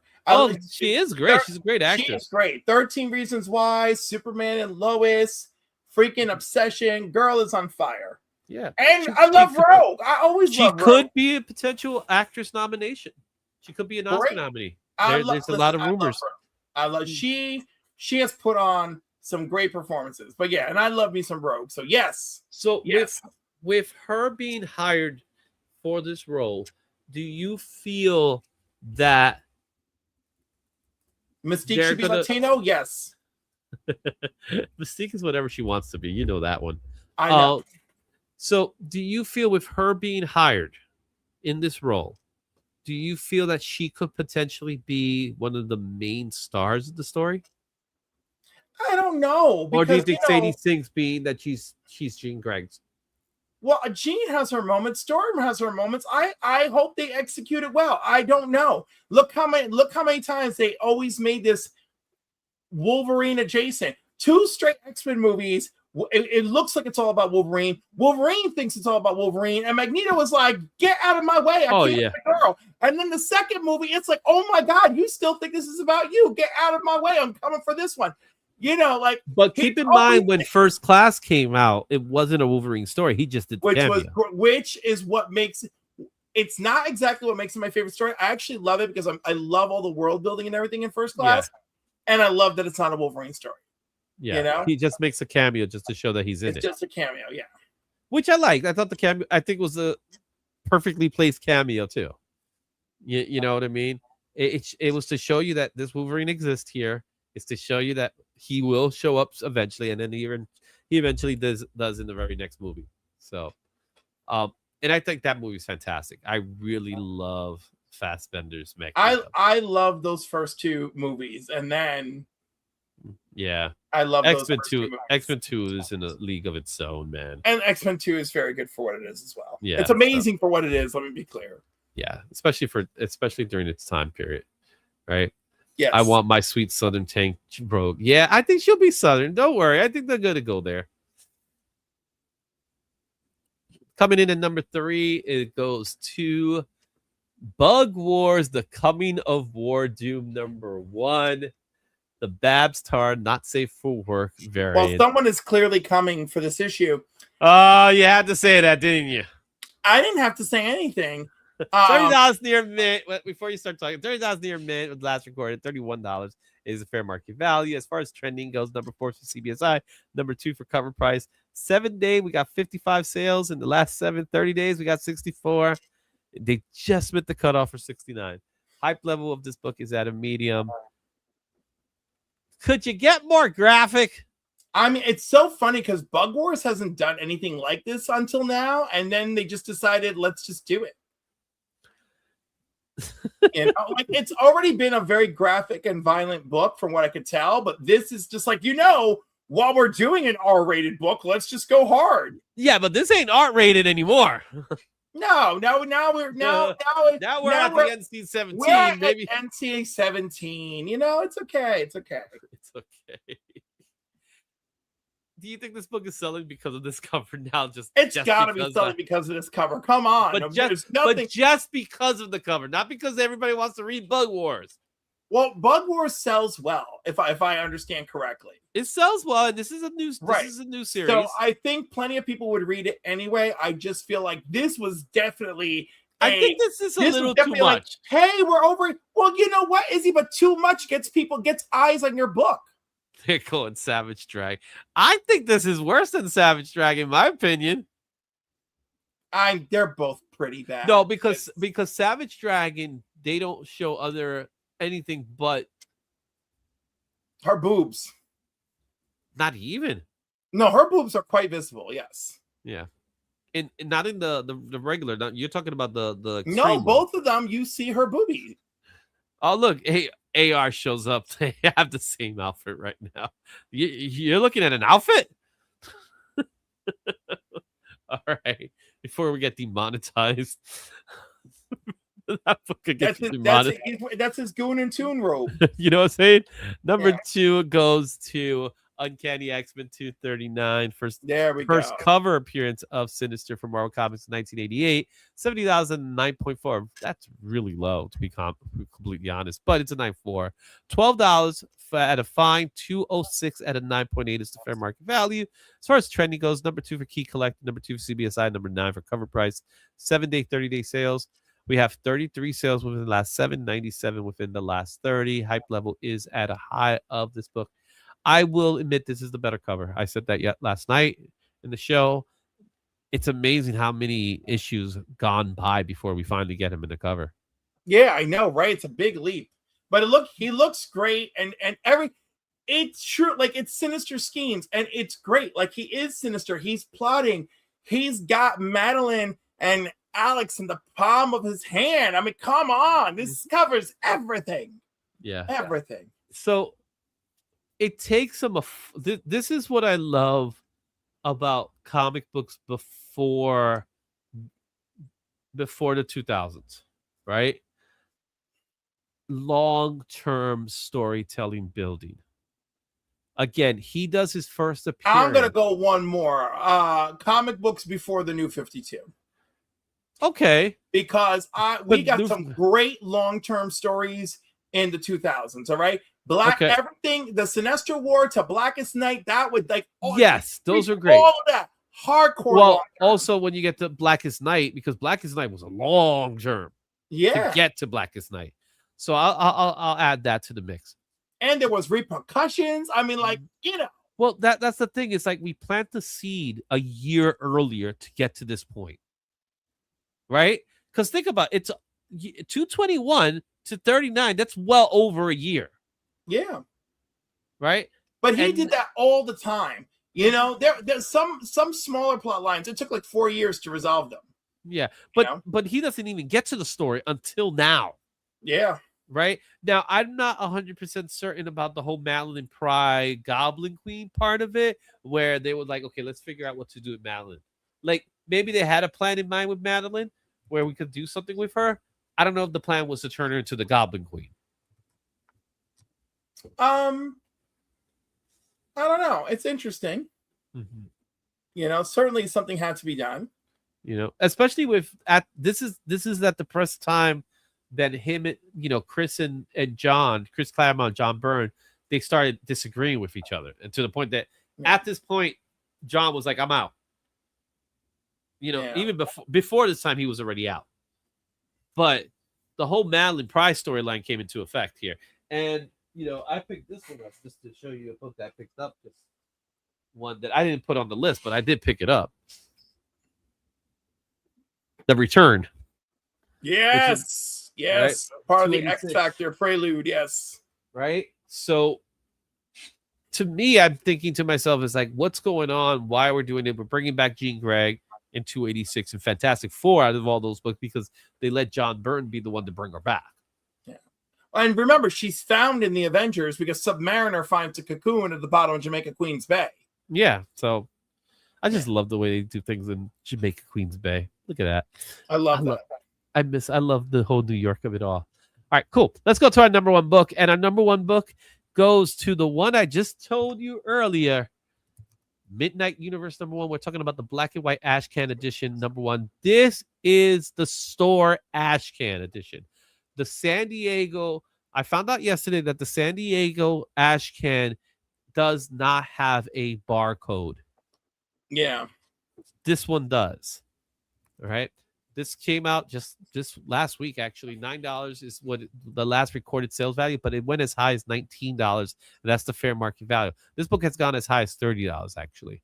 Trendy list, number 7 for Key Collect, number 1 for CBSI, number 1 for cover price. You ready for the sales? Let's see them. 7-day, 30-day. Wow, 1,400. 1,400 from the last I saw it. This is high. There is decent hype around this. Listen, the X-Men art looks great. Spider-Man, it's funny. Spider-Man to me looks like exactly what drew people to Batman may draw people to Spider-Man. You know, Spider-Man. If you're gonna do it, do it with Spider-Man, right? And the Fantastic Four is either gonna flop or be the secret super hit. Because it's also written by Percy. Yeah. That's where I have a lot of hope, because I think out of all these guys, I think Percy is the best with horror. Yeah. You know, I don't know much of Hickman with horror. Yeah, I know Hickman's amazing. All I know is I think this is a great writing. These are great writing teams. Mm-hmm. They have their mission. I wish them luck. I think it's kind of going to be something. I'm down. I'm down. Oh, I'm down. I'll be there to pick them up when they come out. I'll grab my copies. I'll grab my cover A's. I'll make sure I get 2. We'll see. Time will tell what's going to happen with this. Do I see absolute Batman at this point? You got to stop comparing. It's too soon. And it's like I don't know. It's such a weird rigmarole, right? Because we got a whole new Ultimates universe and a lot of woo, and then they kind of screwed the pooch by being like, yeah, it's a 2-year thing, and then the absolutes came rampaging in, you know, and then they just kept going. Well, and that was the thing with the Ultimate Universe. I personally felt very invested with the Spider-Man story. Yeah, and I did. I was not sold on the X-Men one at all. Oh, for the Ultimates, no. But hey, we will see. We will see that. Black Panther was good. Black Panther was good. And the battle with Khonshu, so good. Yeah, that was good. They crapped a bit with the X-Men one, and I feel bad for Peach Momoko because I think Peach Momoko was actually good, but that was she put everything. She was writing it, drawing it. She was all it wasn't. That wasn't X-Men. It wasn't even. There was no team until much later. Yeah. It felt too far removed from what X-Men we know X-Men to be. It was like we're calling it X-Men. Yeah. That's what it was. And that's where you drop the ball. That's where you drop the ball, in my opinion. the whole point about every time you do something alternate universe type of thing or a different take on a character, you always have to keep the essence of that character in play. You could change the origin a bit here and there. You could tweak it here. You could tweak it there. You could make some changes there. So as long as the essence of who that character is, and if it has to still feel like that character in some way, even though the story's different. You get what I'm saying? Like Absolute Batman still feels like Batman, right? Ultimate Spider-Man feels like Spider-Man, right? Ultimate X-Men felt nothing like X-Men. You know? What is the essence of your character, Izzy? Oh, there is only one essence. And what is it? It's me. And it's, it's just me. Bo, I don't answer to your questions. I got a couple. All right. So, I didn't even change this. The one thing I forgot to change. Which books do you have? Share your thoughts on the comments and stay tuned for next week's ranking. Yeah. Yeet, yeet, yeet. I don't know. I felt like saying yeet. Woo! So, guys, as a reminder to everyone, please, by all means, when you get an opportunity, go check out the video. It's coming out this Friday, Spider-Man 1000. I am so happy. I'm so proud of it. So I hope you guys get a chance to see it on Friday. And, it's the video itself is about an hour long. So, but it's in chapters, so you could take your time with it. But there is a huge timeline, Cliff. Huge timeline. So that's don't say. Yeah, there's a big timeline. It's like 170 books into 170 things, not just books. All right, but Cliff, let the world know where you're at. Well, Chico wants to know which Midnight book we think will be the best. Right now, I'm torn between Spider-Man and X-Men. I think the most promising one will probably be X-Men because it is Hickman. But I think Spider-Man's going to be the bigger book because Spider-Man. So I have an interview tomorrow night, Mark Bernardin at 7 p.m. Eastern on Cliff on Comics. Then I'm on Sector 2815 at 9 p.m. with Steve Bizzle for a special Council of Comics episode of Guess That Key. So that's what I got coming up. I got to get back on Guess That Key. It's been a while since I've been on Guess That Key. Maybe we should show up as a top trending comics duo. I would have gone this week to promote the Spider-Man. I didn't know. Because I am promoting that thing. I stole that from you. Make sure you promote my Spider-Man video tomorrow. If I have time. If you have time. You don't give me any love. You don't give me any love. You don't even want to give me the best artist. You're like, yeah, we get it. It's like, no, we got to get the trend. Yes, we should get it for this show. Yeah, we should get it for this show. But I do care about being an artist. I've been nominated multiple times. No, but you know what? Like, whatever. Let's just get you a trophy. Thanks, Chico. Gonna get a rack. I like the little plastic ones, man. Hey, AR is going to be on Guess That Key in September. Right on. Oh, look at that. Cool. Awesome. All right, guys. Until next time, as always, we love you. And thank you for joining us. We'll see you next week.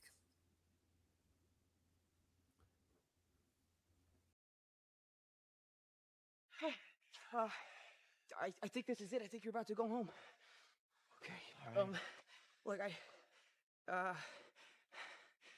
Thank you. Thank you. Thank you. Thank you! Thank you. Thank you. Thank you. Thank you. Oh, thank you. Thank you. Thank you. Thank you. Thank you. Thank you. Thank you. Thank you. Thank you! Thank you. Thank you. Thank you. Thank you. Thank you. I never said thank you.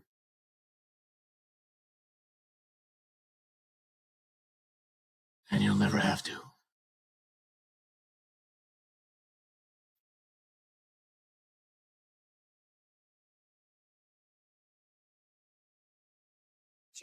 Thank you. Thank you. I guess I'll see you.